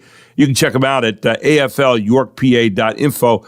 Accountability for Life, Coach Russ Stoner has done a great job of putting together a curriculum and a way of helping young kids use time-honored concepts like accountability, like being responsible for one's actions. And you can give them a call at 717-577-0306. They're located over at 755 Vogelsong Road, New York. They're doing some great stuff for kids in the community and even getting scholarships for kids outside. They had the mega practice last week and went very, very well. I understand all kinds of college coaches here and awards in terms of scholarships to a lot of kids from our area. With us this morning at 7:35 is Dennis Owens, ABC 27 News. And good morning, Dennis. How you doing? Good morning. When I had you to myself, I didn't want you around. Those pretty faces. You know, that Michael Jackson music was great. I was right in that sweet spot. Yeah, I love that Jackson 5 stuff. Yeah, me too. And the dancing. Even later on when they did the dancing, it's just the Jacksons then. But they were really good. Thank you. Smash Mouth doesn't quite do it for me. But the Jacksons, now you're talking. Now you're talking, my friend. Hey, good to have you in this morning. Hey, we had the elections this past Tuesday. Here in New York, 16% showed up to vote. Not very much in the primaries. But were there any big elections around the state that kind of jumped out at you that you said, I didn't expect that? Well, first of all, as I said in the story yesterday, lots of candidates were counting up the votes to see if they won, but democracy lost. Because, if you got to 20% in a municipality, you were lucky. In the city of Harrisburg, city of 47,000 people, 1,700 votes elected their mayor, what's likely to be their next mayor, which is the current mayor, the incumbent. Wendy Williams, yeah. Wanda Williams. Or Wanda Williams. I'd say Wendy Williams. Yeah. She's a talk show host. Wanda Williams is the mayor. She got 1,700. I think she got 1,747 votes, and she's going to be the mayor. Yeah, I know. And that's just not a good situation. But on the one hand, it's sad because I'm a big elections guy. On the other hand, we were the battleground state just 6 months ago in November, and we were under the intense pressure of the entire nation. Battleground state, and all the commercials and all of the furor. And so I understand why people might want a little rest from that. But as far as across the state, I think it's the first time in over a century that for the second straight cycle in Pittsburgh, an incumbent Democrat was beaten by a challenger Democrat. Ed Gainey loses. Some people are suggesting that there was a real push over the last couple of years to the left in Pittsburgh politics, and now it's screeching back a little bit to the right, the more moderate or more centrist, I should say. Challenger Corey O'Connor was a winner out there in Pittsburgh. Almost the opposite story on the opposite end of the state. The Philadelphia District Attorney, Larry Krasner, who Republicans and some Democrats really just can't stand, continually try to get him dumped and continually fail. And he cruised to a primary win. And the sad part about your 16% line, that in many of these municipalities and in many of these areas, the primary is the election because they're so heavily one party or the other as far as voter registration. So the primary is the election, and a lot of people didn't bother to show up. Yeah, it's kind of a sad litany to what we're doing right now. Looking around the the national, the international scene right now. What jumps out at you at the moment? We were talking about John Fetterman the other week. John Fetterman has kind of fallen off the radar screen for the moment. It seems to be. At least that's my perception. I know Democrats weren't too happy about some of his, associations with President Trump, or on the side of Israel against Palestine and all those kind of things. And they've talked a lot about his mental health. And there have been staffers who have been quitting and all of that. What you and I talked about it a little bit the other week. Any updated news on John Fetterman?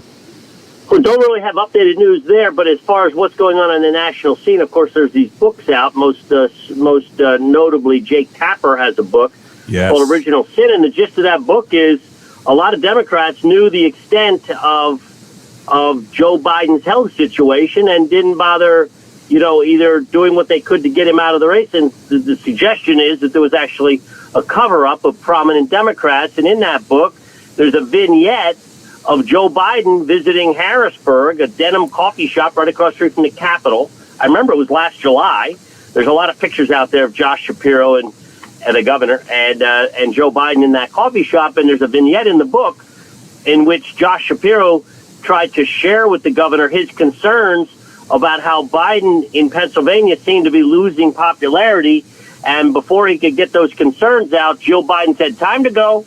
And according to the book, Shapiro's impression was Biden's inner circle didn't want to hear any negative news about what was going on the ground in Pennsylvania. And so that was an interesting vignette. And a lot of folks are now, we asked Governor Shapiro about that yesterday. He said, "Hey, I was very clear in making it. I made it very clear that I had concerns about the president's popularity in Pennsylvania." I don't remember where Josh Shapiro made that clear, because he and John Fetterman, since you brought John Fetterman up, even after John Fetterman got out of the race, John Fetterman kept insisting Joe Biden had the best chance to beat Donald Trump, not Kamala Harris. Right. So that was interesting, too. What's sad is he may have. You look at it, he may have had a better chance. I don't know. But after the debate, of course, things went south. One of the things that's kind of obscene to me is the fact that Jake Tapper is going to make money off this book when he was one of the guys that basically got duped or decided to go in for Joe Biden as well. And now he's going to turn around and make money off it. Is there something obscene about that to you at all, Dennis, or maybe some other word you'd like to use to describe it? Well, it's interesting because I am a journalist and a news reporter who have thought through the years a couple of different books that I would like to write. So I don't know. I do think, and I've not read the book, so I can't say to what degree Jake Tapper addresses that. Right. So I don't know. Lots of people write books after various historic events, and this is one of them. But again, I've not read it. I don't necessarily have I don't necessarily have a problem with him writing that. Right. So, I don't know. But I understand the criticism. Let's put it that way. I understand the criticism. Yeah, I just, the idea that, we helped to kind of dupe the American people, and now I'm going to write a book about how we did it. Or basically about the idea of them getting away with that. It just seems kind of wrong to me. Well, I hear you, but let's be clear. I don't know. Now, I could be wrong. I think it's a little harsh to say that Jake Tapper knowingly and willingly, quote unquote, tried to dupe the American people. Right. I don't think that's. Well, let me say not dupe, but take a side. Yeah, take a side on that. As a reporter, here's what I will say: you are very reliant on the inner circle or the staff of the various elected official you're trying to cover, right, to get some insights and to whatever degree. Now, was most everybody, quote unquote, misled? I think that's clear, isn't it? Yes, it is. But whether they knew it and allowed it to happen or didn't necessarily know it, but, people are talking about a cover-up. The other side of that coin is there anybody in America, especially after that debate, that didn't know the situation? No, there's not. And the answer is no. So that's it. Ultimately, it didn't get too covered up, did it? No, it came out in the open eventually. Really, if you want to, you could make the argument that's Democrat on Democrat crime, because they waited too long to have an adequate replacement. I mean, the bottom line is Democrats didn't listen to their own polls, didn't listen to their own voters, who 2 years prior to the election were saying, we think Joe Biden's too old and needed to make a switch. I think there were a lot of Democrats when he won the last time, and I thought, I'd have to go back and look at the quotes, but I thought he kind of painted himself as a transitional candidate character, and there was almost an insinuation that it would only be one term. And then when that didn't happen, there was, in my opinion, you were talking about original sin. There was your original sin. You finally, the big, beautiful bill we saw got passed 215 to 214 in the smallest of margins. And this is the one that's going to eliminate taxes on workers' tips and overtime, which it did the other night in the House version, or the Senate version, but now it's going to the House, is likely to be one of the most significant pieces of legislation that's going to be passed. Obviously, a lot of people are saying it's going to add $3.8 trillion to the deficit. There are a number of people have criticisms about it. It now goes to the House. Any take on that so far? Well, first of all, just so your listeners know, Congressman Lloyd Smucker, who's mostly Lancaster but some York as well, is right in the middle of that, helping to craft it. And I'm excited because I'm supposed to. Now, schedules blow up, especially at these late hours, but I'm supposed to have him on my program this week in Pennsylvania this week to discuss this.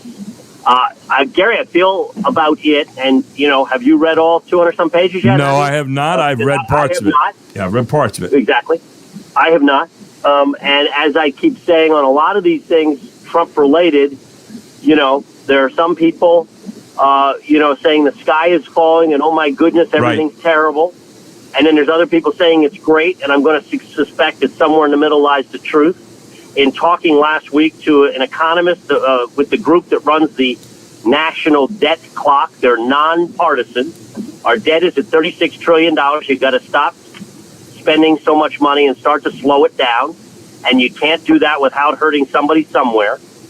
I think the tax, and his answer was, both sides are going to have to give a little bit. Tax cuts can't be as great as people want because you need the money. And yeah, that's what he would say to the Republicans, and to the Democrats, he'd say, programs are going to have to be cut somewhere because, once again, we've got a $36 trillion debt. No, by the way, this year we're spending $3 trillion more than we're taking in. Yeah. That is unsustainable.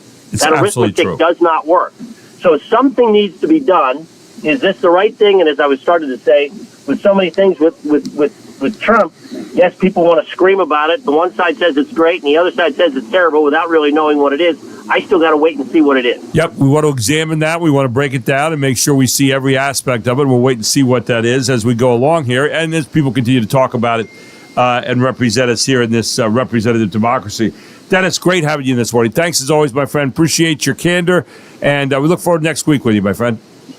Stay dry. Thank you, Dennis. We appreciate it. Dennis Owens, Bye-bye. ABC 27 News here this morning on the Gary Sutton Show. We take a break. We come back. We've got more news coming your way, including news you just might have missed, but we didn't. All here on the Gary Sutton Show. Back with more right after this.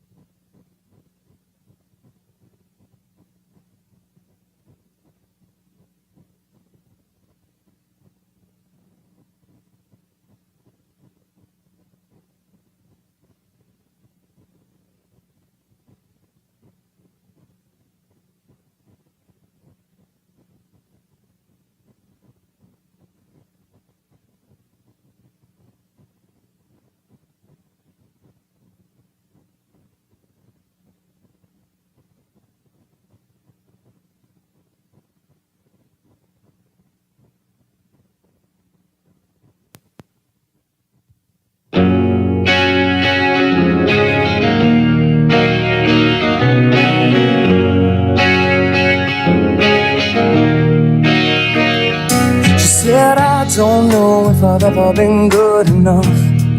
I'm a little bit rusty and I think my head is caving in.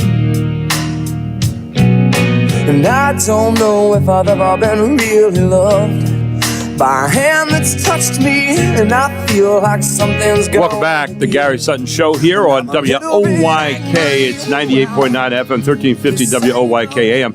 You can check us out on our podcast each day. We have WOYK on YouTube, and also Just a Voice on Main Street, which is a series of interviews that I do. It's a separate studio, separate thing, but it's about 20 to 30 minutes long. And if you'd like to visit with some interesting people on Main Street, like Jamie Norpel or Mark Hendrickson or some other ones that are coming up here. Ted Check is one that's going to be coming out very soon. I've been making these over the last, 3 months maybe. And now we're putting them out there on Just a Voice on Main Street. Just go to YouTube and find Just a Voice on Main Street. You can see those interviews, and we'd love to have you aboard.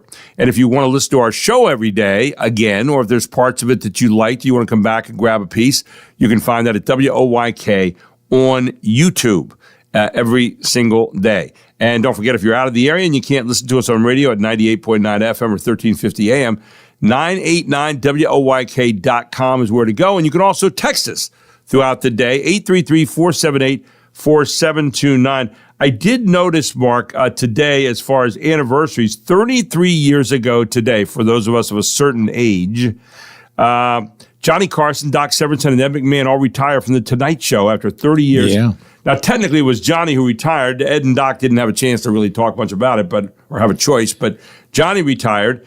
And, it was one of the neatest shows, I think, if you like to watch late night TV. It was one of the neatest shows because Johnny really, I don't know if he had a particular talent, but he was an entertainer. And his ability just to move people with the way he looked after someone said something or reacted to a joke a certain way, or some of the hokey things he had, Karnak the Magnificent, things like that. Johnny Carson just had a way to entertain people that was really, really unusual. Yeah, and he just listened to how he closed it out.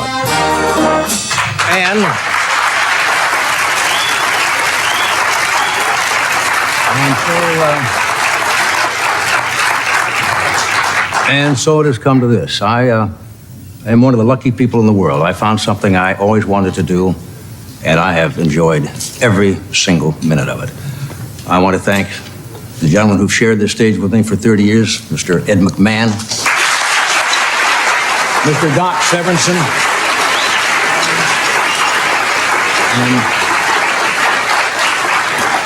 and you people watching. I can only tell you that it has been an honor and a privilege to come into your homes all these years and entertain you. And I hope when I find something that I want to do and I think you will like and come back, that you'll be as gracious inviting me into your home as you have been. I bid you a very heartfelt good night. And a little bit of a tear in the eye, as you would expect, but was absolutely... what was it about him, Mark, that made him kind of the entertainer that he was? Because he didn't have a particular talent. No, he didn't. He wasn't necessarily a great interviewer. He would play along with some lines now and then to get people going. Yeah. I was watching the other night. You know what was on that show over 100 times? Bob Uecker. Oh, the baseball announcer who played Harry Doyle at Major League and who was the announcer for Milwaukee Brewers for many years and was funny. And it was interesting. I was watching a Bob Uecker special the other night. It was a documentary for like an hour. It was fascinating. And I never realized he had been on Johnny Carson 100 times. And one of the things that they said was Johnny really liked Bob Uecker because he didn't give a crap. He was just a regular, honest guy, and Johnny would break up whenever he was on, and he would play along with him.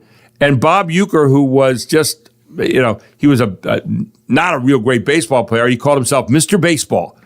And just because he made fun of himself, and he had that ability to do that. And Johnny would do the kind of the same stuff. So I think he saw a kindred spirit in Bob Uecker. Who were some of the other guests that really intrigued you that were on the show? Well, on that particular night, Bette Midler was on. Yes. And she sang One More for My Baby. And there wasn't a dry eye in the house. Yeah. It was. This is her. You are the wind beneath my wings. Oh, well, he is. 2:45. There's no one in the place Great song. except you and me. So set 'em up, Joe. Got a little story I think you should know. We're drinking, my friend, to the end of a sweet episode. Make it one for my baby and one more for the road. Great song, yeah. Frank Sinatra sang that as well. But on that night when she sang it, you're right, there wasn't a dry eye in the house. As Johnny Carson been doing, and I would dare say ushered in a new era of late night TV after that. Comedy had kind of changed a little bit. Yeah. And he went out and on his terms. And then Jay Leno and the little Letterman, yes, and all those people who had sat in for him from time to time, but now became the mainstays of late night television, and it was a whole different time period after that. Those guys all had their own way of being funny and so forth.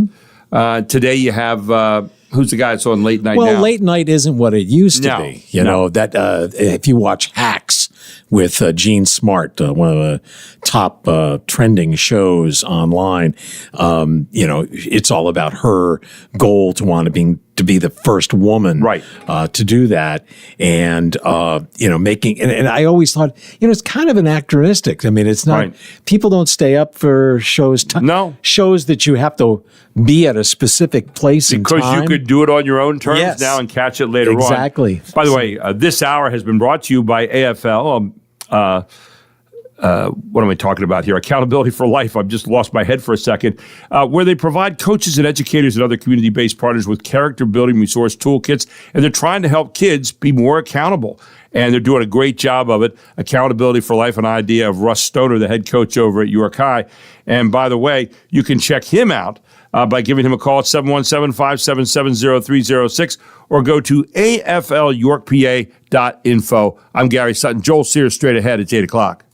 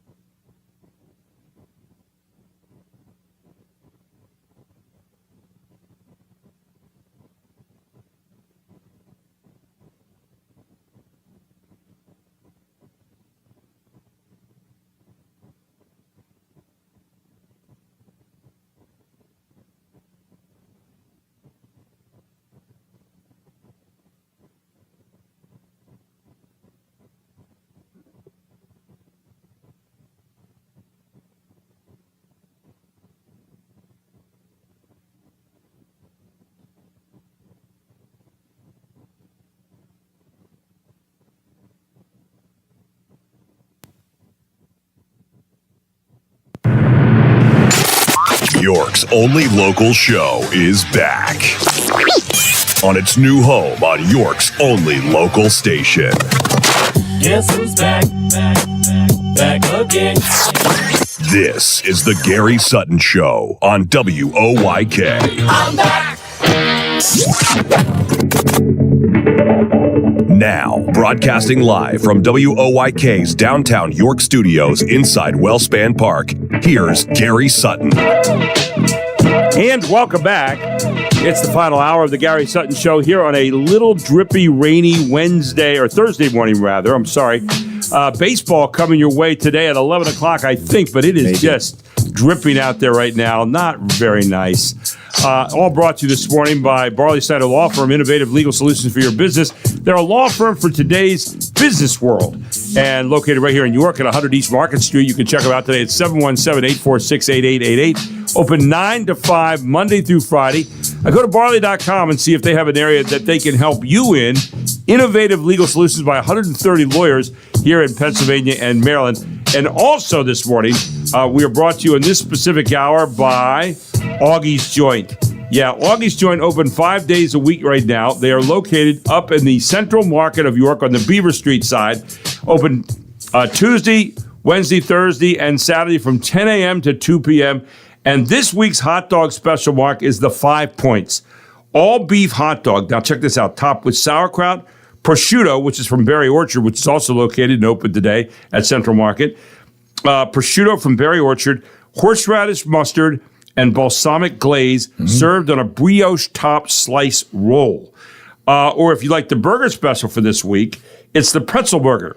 2 patties on a soft toasted pretzel roll with cheese whiz, bacon fried onion, and yellow mustard. All right there at Augie's. I stopped up there yesterday and saw Jewel and had a chili dog, which is my favorite. And they had the Augie's way. They had chili, onions, cheese, and what kind of mustard did they have? I thought you didn't like onions. I don't like them a lot, but I had a few on there. And then I had the, what else did I have? The mustard.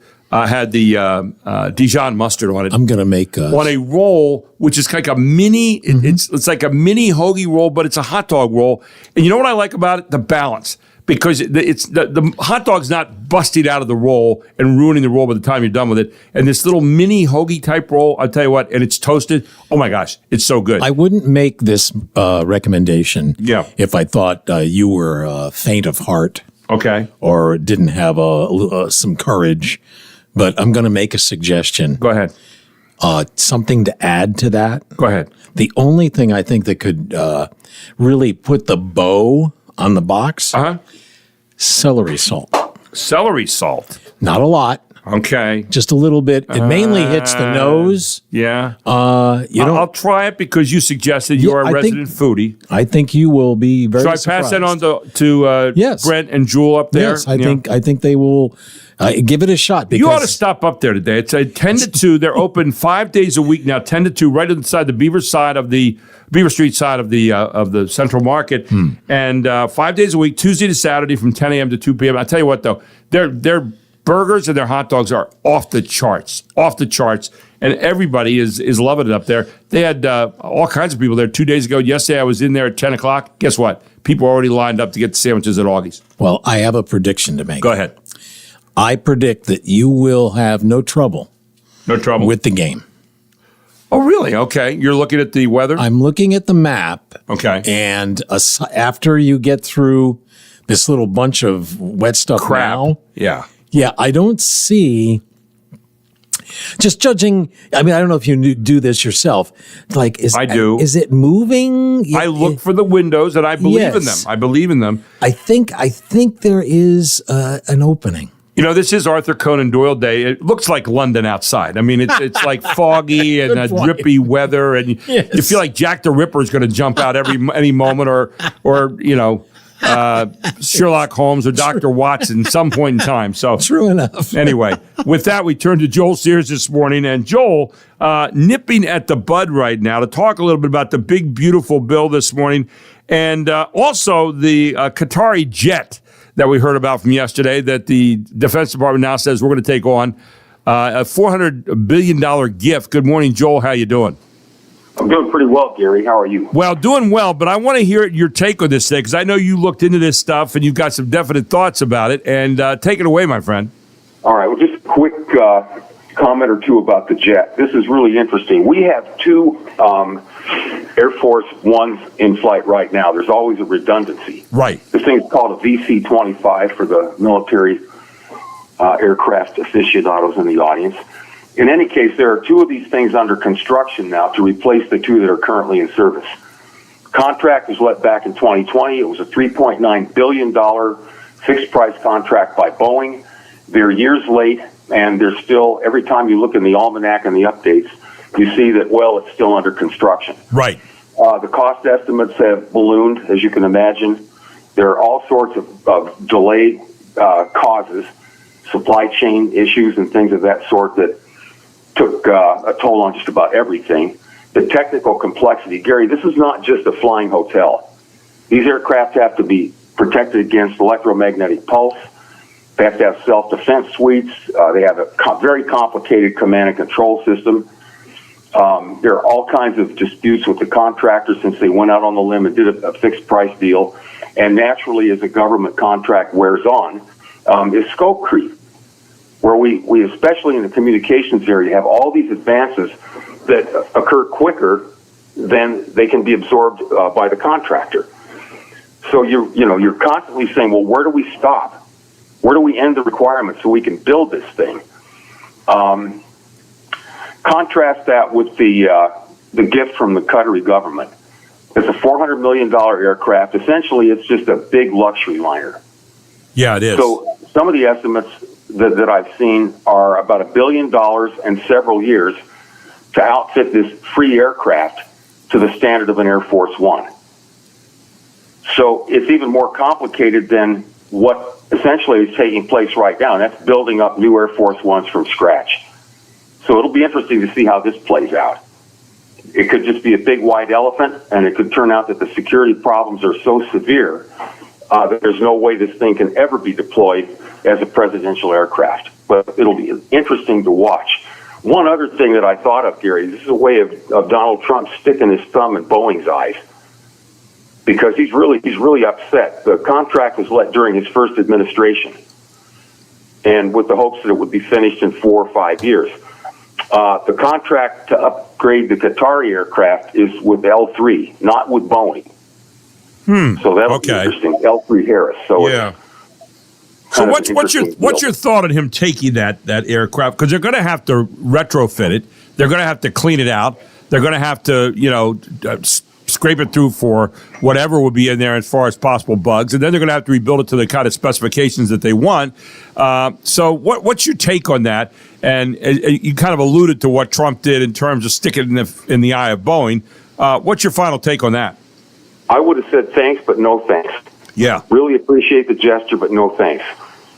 That's kind of where I sit on the whole thing, too. I've been saying, I'm not sure. It says you can't take that kind of gift unless Congress approves as well, and I haven't seen congressional approval on that so far.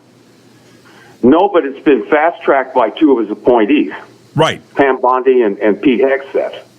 I doubt if the Secretary of Defense's predecessor would have approved that. No, exactly, and that's my point, that just because you are handpicked by Trump doesn't mean it's the right thing to do. I mean, I look at things and examine them, and I call them like I see them as well, and I think that this is a situation where, yeah, thanks but no thanks. This is not a gift we can take because it says we can't take it in our Constitution and the rules that we have under the Emoluments Clause, right?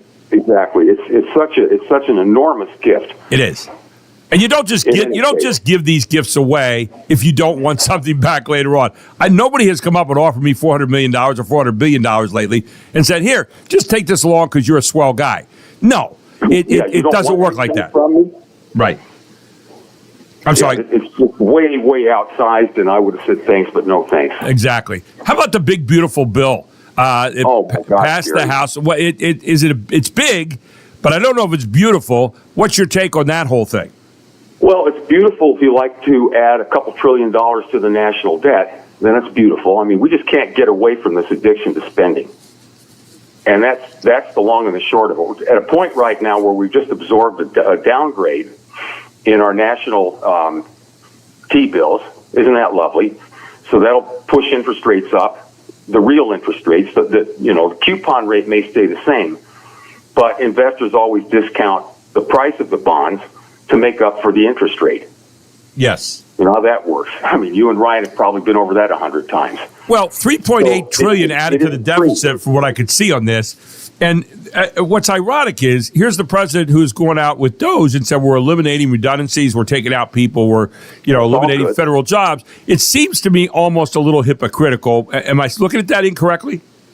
Yeah, it seems like we're just trying to play two sides of the same coin, and we're not going to get anywhere in the long run. It's probably got some good stuff in it. I think the extension of the 2017 tax cuts are debatably good. There's some benefit from that. But the same thing always happens. If you do a tax cut, you better figure out how to replace it. Otherwise, you increase the deficit. Correct. And Then we start talking about... Yeah, go ahead. Oh, go ahead. I'm sorry. No, go ahead. You got it. Well, one of the big ones, and this is the kind of thing that keeps the debate about income redistribution and always favoring one end of the economy over the other alive, and that's they call it a compromise on the SALT deductions. Right. Now, this is the limit on state and local taxes. Right. Those of us here in Pennsylvania have a pretty good idea what that means. We have a fairly healthy income tax in this state, and we certainly have among the highest property taxes in the state. Plenty of people in the area pay property taxes far in excess of the current $10,000 limit. So we always talk about that as a constraint. The flip side of that was supposed to be, and we did get a much higher standard deduction. And in 2025, so in other words, let's say you have $12,000 worth of state and local taxes, and the limit's $10,000. You say, "Oh my gosh, if I'm itemizing, I'm going to lose a couple $1,000s in the deduction." But the other side of that is you have to have something in excess of $26,000, I think, as a family, before you even need to use standard or itemized deductions. So, looking at the whole picture, it's really not such a big deal in most states. But in California, New York, and other really high tax states, it's a big deal. And that's where most of the high rollers are. So they've convinced the Congress in this bill, even though, it's $10,000 now, the proposed bill just a day or so ago was $30,000. And the one that passed this morning takes it to $40,000. Wow. Phases out when income exceeds $500,000.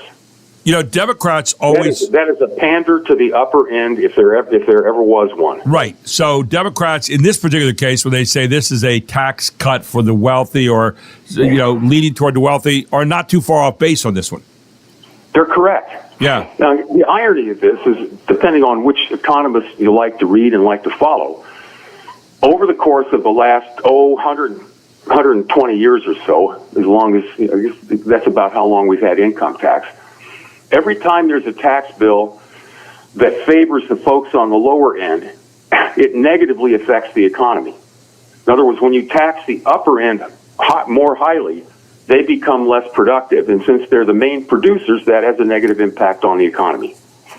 I know it doesn't sound fair, but tax cuts for the rich generally enhance the economy, because they're the folks who say, okay, now let's go really juice things. Let's make some investments. Right. Let's expand our factories. Let's put some new franchises out there. Let's do some of those things. And everyone else, kind of benefits from that in the long run. But, Democrats will always come back and say, oh, it's a tax cut for the rich. I mean, and people have gotten tired of hearing it. It's like the boy that cried wolf. And you wonder, are there times when that's happened? Yes, there are. And as you're saying, generally, whether that seems fair or not, that has helped people throughout the entire economy and people throughout the entire country. Joe, just out of time right now, but I want to continue looking at this big, beautiful bill. I don't know where it's going to go with the House now. That's where it goes, or with the Senate now. That's where it goes next, but we'll see. But appreciate your analysis and appreciate you digging into this for us. Let's keep on trying to dissect this and seeing what it means for the American people. Thank you so much. Okay, Gary, will do. Thank you, Joel. Appreciate it being with us this morning. Joel Sears right here on the Gary Sutton Show on WOYK. We'll take a break. We'll come back with a lot more right after this. And still out ahead, 8:35 this morning, we've got Aaron Anderson on with us. And don't forget, also still out ahead today, the Dan Patrick Show after our show. We've got baseball coming up at 11 a.m. today, allegedly, to finish last night's game and also start a new game with Southern Maryland. It'll be their final game here with them this year, all here on WOYK. We take a break. We'll be right back.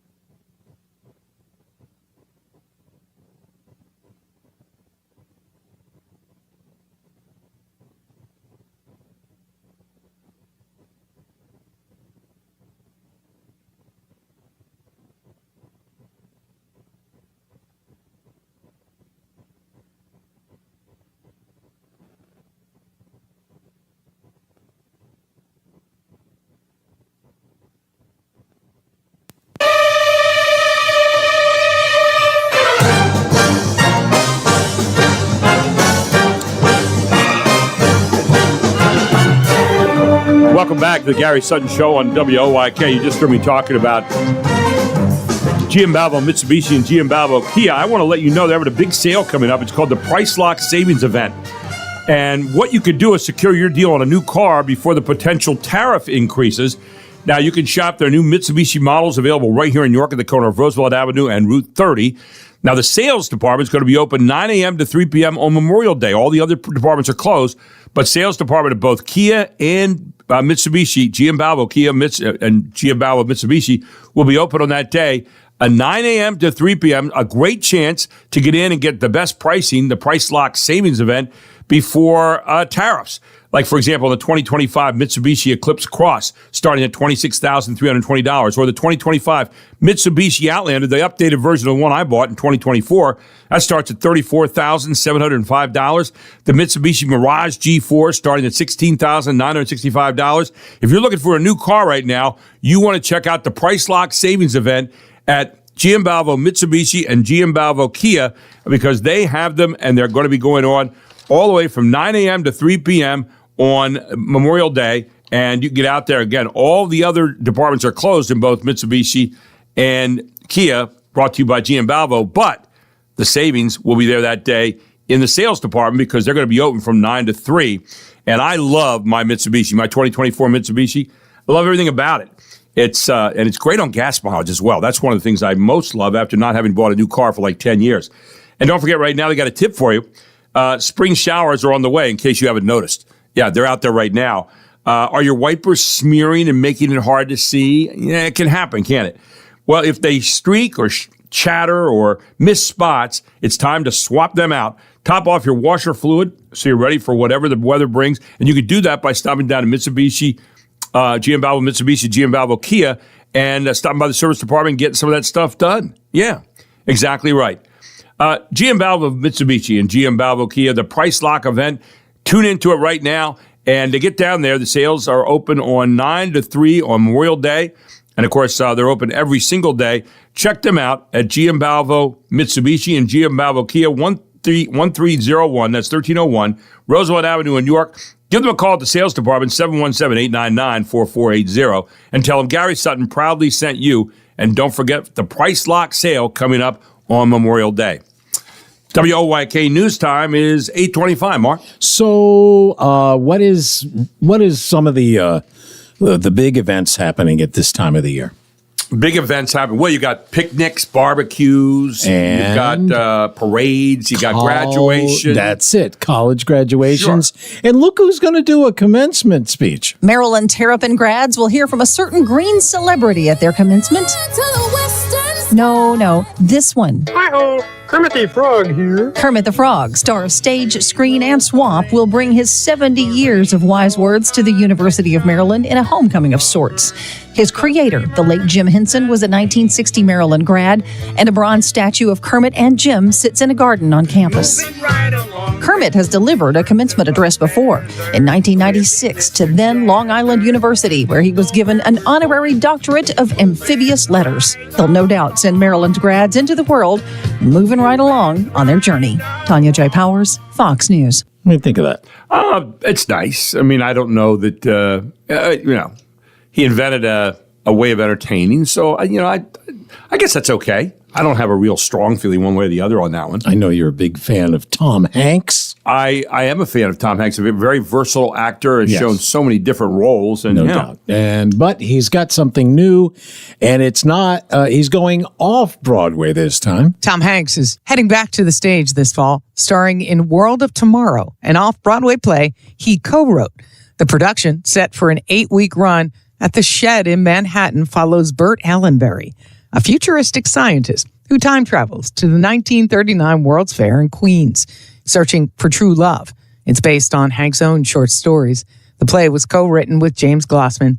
Hanks, who plays the lead role, in a statement said to explore the themes of love and yearning and the struggles of today as we carry with us the eternal memories of the past.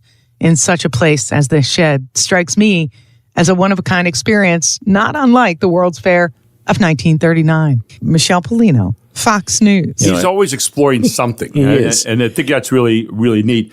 Today is in Norfolk, Virginia. I saw a survey out this morning. Tops a list of the most sleep-deprived cities. Apparently in Norfolk, you can't get sleep. But that should change because they're getting a new soccer team soon. So they should be able to sleep once they get that in, because soccer is not the most exciting sport most of the time. As a guy who used to do it on a professional level. And you did it on the radio? Did you do it on the radio? I did it on TV. Yeah, it was on TV. It was, hey, they still haven't scored. So how do you make it exciting? Gosh. You had to talk about plays. You had to talk about, There are plays? It was awful to do. It was awful. There are plays? They have give and goes and all that kind of stuff. Yeah. I mean, but it never worked. But I mean, you do it. Right. Elon Musk announced he'll remain with Tesla for another 5 years. It triggered a spike in sales of the Toyota Prius. So that was what happened on that. I don't know if that's true or not. But let's see what else we have. According to a new poll, dogs have richer social lives than people. How so? And since they don't have jobs, they sniff less butt. I mean, that's what happens. An Iranian man broke his own world record by balancing 96 spoons on his body. Wow. The record? World's loneliest man. Yeah, that's if you're doing that, you don't have a whole lot going on socially. It does not happen. And Let's see. Scientists say Jupiter was once twice its current size, and now all the other planets are accusing it of taking Ozempic. Yeah, the other planets are getting jealous. I can't believe it was bigger. It was. It was twice its size at one point in time, and it shrunk ever since. Amazing. Hats off to Jupiter for going on a little austerity diet. Let's see what else. A New Orleans jail maintenance worker has been arrested for helping 10 inmates to escape. Oh. On the plus side, now he has a much shorter commute to his job, so he can he's there. Right. Yeah, he's already doing there. much better there. Let's see what else. A movie based on whack-a-mole is in the works. You ever see that whack-a-mole? Yes. I can't believe it. Is this really a big deal? I mean, Alec Baldwin's last movie featured Papa Shot, so it's a little different. And finally, yes, the NFL will let players participate in flag football at the 2028 Olympics. Yeah. Patrick Mahomes has agreed to play as long as the refs don't let opposing players pull his flag too hard. You don't want that. No, that's terrible. Isn't that awful? By the way, coming out of a last break, we played Mission Impossible. Yes. The version from the movie, which opened the first version with Tom Cruise in it back, I believe it was 1998, 1996, somewhere in the 90s.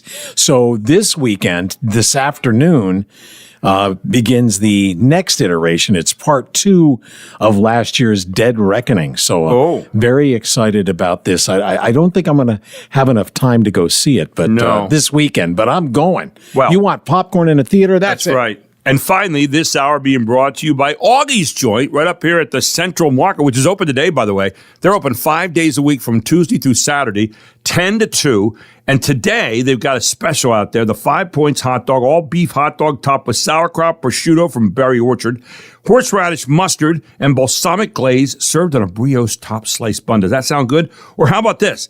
Burger special of the week is the pretzel burger, 2 patties on a soft toasted pretzel roll with cheese whiz, bacon fried onion, and yellow mustard. Or you can get my favorite, the chili dog, Augie's Way. Always get it Augie's Way. Don't forget, all your burgers come in beef, turkey, or the bison farm. Open 5 days a week from Tuesday to Saturday from 10 a.m. to 2 p.m. for the best hot dogs and some of the best burgers you're going to find anywhere here in York County. Augie's Joint, right there at the Central Market. Stop by between 10 and 2 today. Up next, we got Aaron Anderson as we get into the season of graduation and his thoughts about that, all here on the Gary Sutton Show on WOYK.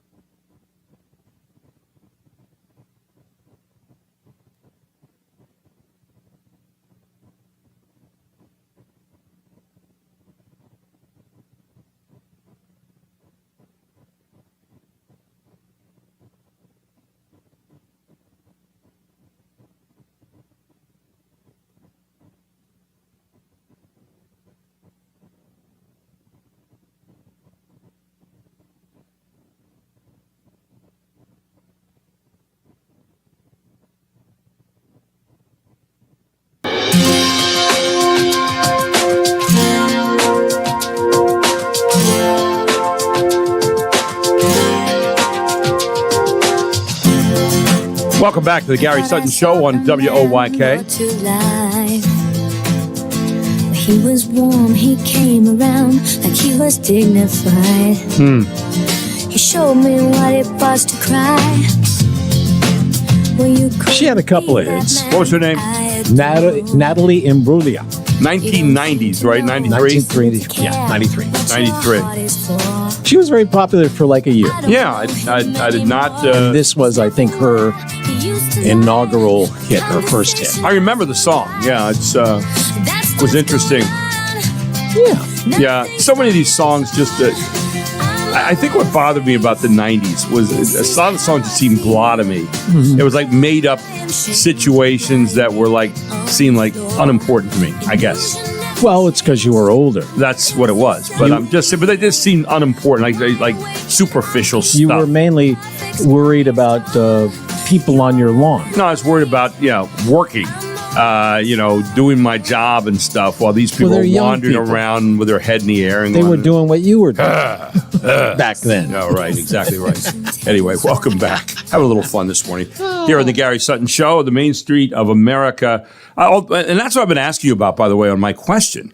Maybe Aaron Anderson has a good idea about this. I've been asking about, I say the Main Street of America in York County, but a friend of mine said the other day, my friend Joe, said, that's pretty bulky to carry around. What are you looking for there? And I said, well, I'm looking for we're talking about the events the way people in York County talk about them and, analyzing things and so forth. And he said, well, it just seems like a lot of stuff to say there. And, I got to thinking about it. I thought he might be right, but I haven't heard a better way of saying it yet. And I'm asking, I actually kept the question up for 2 days now at Gary Sutton Show at Facebook. So you can go in there and give me your suggestion, or you can just text me, 833-478-4729. I haven't seen any text yet on that, but I'd like to hear your thoughts on that.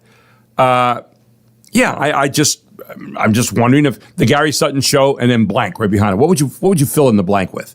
Gary Sutton Show, York County and beyond, maybe. Or I don't know. I'm drawing a blank right now. Speechless. Anyway, I am speechless, and therefore I'll turn to Aaron Anderson on that, who's the CEO of Logos Academy, lead pastor at Living Word Church, who's with us this morning here on the Gary Sutton Show. Good morning, Aaron. How are you? I'm doing great, Gary. How are you doing? Well, good. You're a pretty smart guy. So, if Main Street of America in York County sounds a little bulky, the Gary Sutton Show, boom. What would you say after that? Everybody has to have something to say after that, like a little byline or a little moniker for the show. What would you say? Yeah, I mean, honestly, I kind of like your Main Street in America.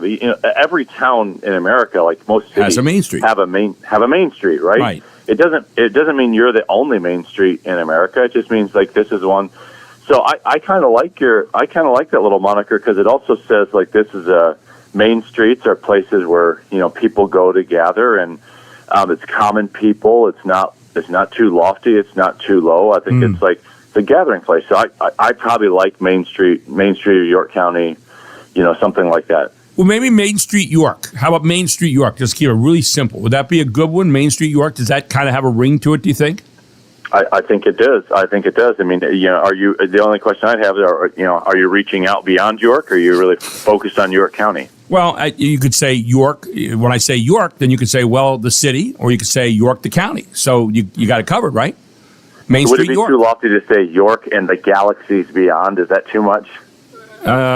Let's see, York and galaxies far, far away. Somebody else used that. I think I'd be paying royalty rights somewhere along the line there. I think, but anyway, well, it's great to have you in this morning. And I was thinking about you and thinking about this is graduation time of year.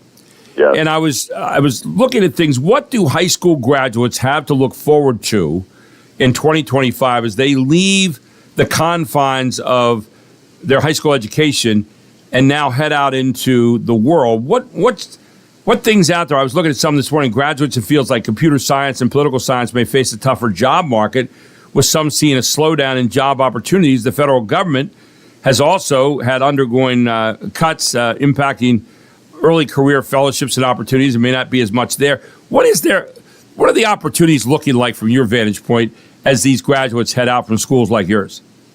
Something right now tells me, Gary, that I think it could be it could be a very exciting time for people who are willing to invest in some skills. But it does feel like there's a shift happening with the onslaught of artificial intelligence and AI. I think people are often going to talk about those particular technologies replacing jobs, but I don't. Right now, I see we're going to be in an era, I think, where they're supplementing skills, and so it's probably more important than ever for kids to get a good quality education and know, what does it take just to learn and to grow. And then if you have that, you imagine like somebody who has a pretty good, solid education with AI at their fingertips, that's going to make them, it's going to multiply their power and effectiveness. But I think the people that are going to be at risk, the grads that would be at risk, are the ones who probably are barely skirting by. They really haven't learned how to learn, and they think that AI is like a replacement for learning. And I think those are the folks that are going to struggle. I think the grads that have taken their time to really, like I said, learn how to learn and how you grow with that at their fingertips, I think it's going to give them some real possibilities that could be very exciting. I think it's, in some ways, it feels like a new age, and so I think it's going to be very good for some. I think in time, I think it will be very bad for some people, because I do think we're going to see more and more jobs replaced by technology. But I think I'm not concerned about that for our graduates at this point. When you talk about a new age, it really is, because this year, 2025, and I just saw this morning, the graduating class is predicted to be the largest graduating class in United States history. I don't know how many people knew that. That's according to edweek.com. An estimated 3.8 to 3.9 million students are expected to graduate from high school this year. And this surge in graduation can be traced back to the baby boom of 2007. In fact, the New York Times reported that 4,317,000 babies were born in 2007. It's the highest number of U.S. births in a single year since the post-World War II baby boom, which featured an average 4.24 million births annually from 1946 to 1964. And they say with 62% of the graduating class expected to attend college, universities across the country are expected to see a significant increase in applications. This could lead to more competitive admissions and stricter selection processes, which goes to your point that if you're not up for that in terms of your grades, you're not going to college. However, not all students will be heading to college, and that's just as important. Those entering the workforce will bring fresh energy and skills that could help balance the labor market and influence various industries. This shift may also contribute to economic growth and inspire changes in how young people are trained for careers after high school. And, you and I are all, and everybody else is seeing the change in education now with the 2-year business schools and with apprenticeships and so forth. That is markedly changing what we're doing after we're coming out. Not everybody is heading off to college, right? Yeah, I think so. I think what's going to happen, what I see is, with the difference of, the degrees you mentioned, the associate's degrees or other types of things, I think we'll see a rise in certifications. I do think it's going to mean that we're going to, those who are smart and have their act together, I think will begin pushing kids at younger ages to begin to mature in appropriate ways. I'm going to say mature faster. I think we've, for a while now, we've allowed kids to be, the age of adolescence, I think that years ago I heard was pushing into the late 20s. I think, I'm looking right now, my daughter, who's about to turn 19, is very mature. She's got her head on straight. That girl is very driven. She's going to probably finish college early. And I think we're going to see some kids who've got their heads on straight are going to move that path. And I think we're going to see people emerging, some really strong folks that are emerging 19, 20 years old with their heads on, ready to go. And then I think you'll see another group that are kind of wasting their life. They're on social media. They're wasting too much time goofing around, and they're gonna really, really struggle in the future. That's the kind of the two paths that I sort of see emerging for us, Gary. But I think there's a bright future for young people who begin to pull it together and are driven. I saw in this article I was reading about the class of 2025. They say lawmakers and school systems may place greater focus on ensuring all students regardless of whether they attend college, have access to meaningful career opportunities. Businesses, too, may need to adapt their hiring strategies and invest in training programs to help young workers thrive in an evolving job market. That's one of the big areas that we're looking at right now, that a lot of people are saying we need people for jobs in this country. And as we're trying to get more people to come back here, do more manufacturing and so forth, are those jobs where a lot of graduates might aspire to because they're good paying jobs, and yet in a country that has been producing a lot more services and goods here recently, maybe they're not as attractive as they once were. Your thoughts on that?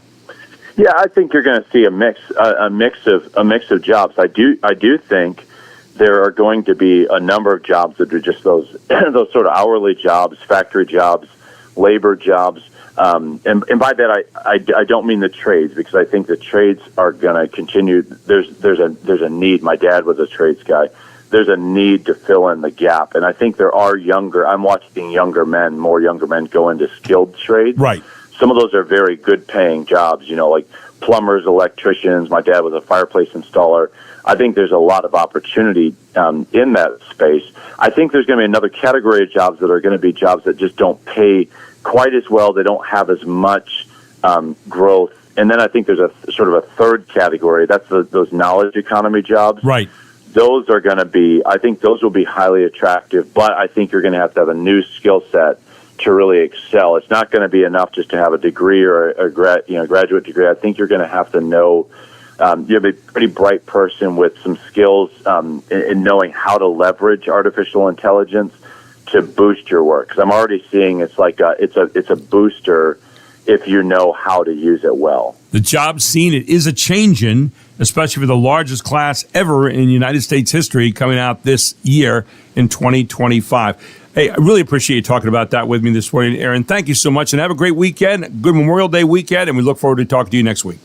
Always look forward to it, Gary. Thank you, my friend. Take care. Aaron Anderson, CEO of Logos Academy, right here on the Gary Sutton Show on WOYK, the main street of York. How's that sound, Mark? Nice and succinct.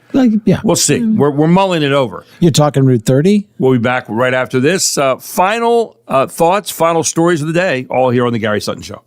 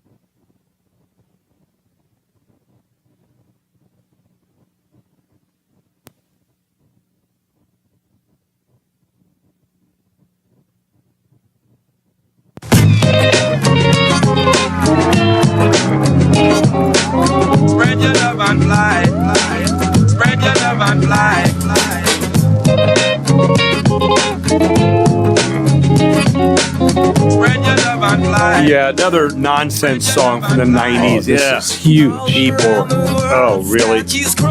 Oh, Fly was huge. Sugar Ray. Yeah. I don't know what he's doing. I didn't realize how much I hated the music of the 90s, but Really? I did today. Okay. You're welcome. I did. Every single one of them I've hated. But it's terrible to say that I didn't hate them. I mean, they just didn't do much for me. That's all. All right. Well, here's I guess some good different news. strokes for different folks. Here's some good news for Go you. ahead. Okay. Go ahead. Tomorrow. They stopped singing? Is kind of like I needed another day. So Wednesday we do the TV talk show themes. So Friday I thought let's do something like pre 1975. So tomorrow we're going to go. Last week we did 1969. Yes. Tomorrow we'll do 1970. Yes, that's what I'm talking about. Yes. Hey, a couple stories to end the show today. Talk about labor intensive. This story brings it to a new level. Schenectady, New York. It was an exciting morning at CBS 6 when morning show anchor Olivia Jackwith went into labor just before the newscast and still anchored the show. Oh my! While in labor. I said labor intensive, right? Her co-anchor Julia Dunn said Olivia's water broke around 4:15 in the morning. Still, and in true journalistic fashion, Olivia remained calm, poised, and determined to continue doing what she loves, delivering the news to the Capital Region community in what turned out to be truly distinctive and determined. Despite being in early labor, Olivia anchored the full morning broadcast. Her co-anchors jokingly said she even managed to sneak in a yogurt. Her strength, humor, and professionalism in the midst of such a life-changing moment were nothing short of inspiring. I'm going to bet that it wasn't her first. I don't know. I would. I'm looking here. I mean, would you have that kind of confidence if you'd never given birth before? I don't know. I doubt it. She first announced the pregnancy in February after running the Disney Princess Half Marathon in Florida with her sister. Wow. I mean, this girl's a little bit unusual. I mean, good for her. Oh, the baby is the second of the CBS 6 summer baby boom. Oh, wait. With J.T. Fletch and his wife Samantha welcoming their first baby over the weekend. There you go. But I think it's her first. Okay. From wow. what they're shocked. saying here. Yeah. Good for her. Yeah. And then here's one. A Shaw High School alumni reunite for life, saving procedure and surgery. In the early 2000s, Steve Register was a starting pitcher for the state championship Shaw High School baseball team in Alabama. And after shining on the high school diamond, Register would go on to play for 3 years at Auburn University. He then reached the highest level of professional baseball, was drafted by the Colorado Rockies. Then life threw a curveball to Steve, his wife Beth, and their 3 children. Stephen was diagnosed with stage 4 colon cancer. And when they first gave my diagnosis, they gave me a year to live and a year and a half to live, Register said. Stephen and his family would rely on their faith to carry them through the over 20 chemotherapy sessions. He said, it kept me in good spirits, Register said, kept my head on straight because you can go down a dark alley with everything that's going on, but my faith has kept me strong. For a while, the chemotherapy was working as a successful treatment. Then another scan revealed that Stephen's cancer had spread to his liver. While the diagnosis once again took a grim turn, there was another option for an almost permanent treatment. Steve would need a liver transplant. Now, the Register family took to Facebook and posted that Steve was looking for a potential donor. That's when someone from Stephen's past showed up to save his life. Christian Johnston currently works and lives in Roswell, Georgia, graduated from Shaw High School, same school as Steve Register, 1 year after Stephen crossed the graduation stage. She reached out and asked innocently what Stephen's blood type was. Turns out Kristen and Stephen were both the same blood type, B+. That kick started Kristen's desire to be Stephen's living cancer donor. For me, it really hit home because he is married and has 3 children, and I'm married and I have 3 children as well, Johnson said. Just seeing how this would affect his family was really, really sad to see. Kristen went through a grueling process of interviews, physicals, and stress tests to see if she could be matched to Stephen's donor. As the test wrapped up, Kristen was officially a match to be Stephen's donor. Beth Register, Stephen's wife, says she is forever grateful for Kristen's bravery to step up and do this for her husband and her family. So she donated, what, part of her liver? Yeah. I didn't know you could do that. I didn't know that either. Stephen, had over 30 people put in an application to go through the process to do this for him. Out of the 30 people, she was the one who they started going down the road with and doing an evaluation with, Beth said. It was really cool being her. Honestly, it meant the world to me. She has young children. As a mom, that's hard to swallow when she would be willing to do this for Stephen. And yet here we have someone resorting to the very best of themselves. It's easy to wonder, how did all this come together? Two former Shaw High School graduates that didn't speak to each other for decades came together for a life-saving procedure. According to Kristen and Steve, it was a calling from a higher power. Cool. God put it so clearly in front of me, and I felt like this is what I needed to do, said Johnston. Like most people, when you hear they get a donor, it's their brother-in-law or somebody that's real close to them. This is somebody that I haven't seen in 25 years. That's a God thing, said Register. So that is going to be happening next month. Actually, she's going to be donating. Good luck to them. The liver. Yeah, it's pretty amazing stuff. So a good news story there this morning. It is National Buy a Musical Instrument Day, National Solitaire Day, Sherlock Holmes Day. It looks like it outside here. Yeah. And, you know, if you're going to Augie's today, it is also Eat More Fruits and Vegetables Day. So see what you can stuff into that bun. It's also National Vanilla Pudding Day. There you go. You have all of that going on out there. And speaking of Augie's, they're open today from 10 to 2 at the Central Market. In fact, 5 days a week from Tuesday through Saturday they're open. And Jewel and Brent are just cooking up a storm there. Today they got the hot dog special, which is the 5 points.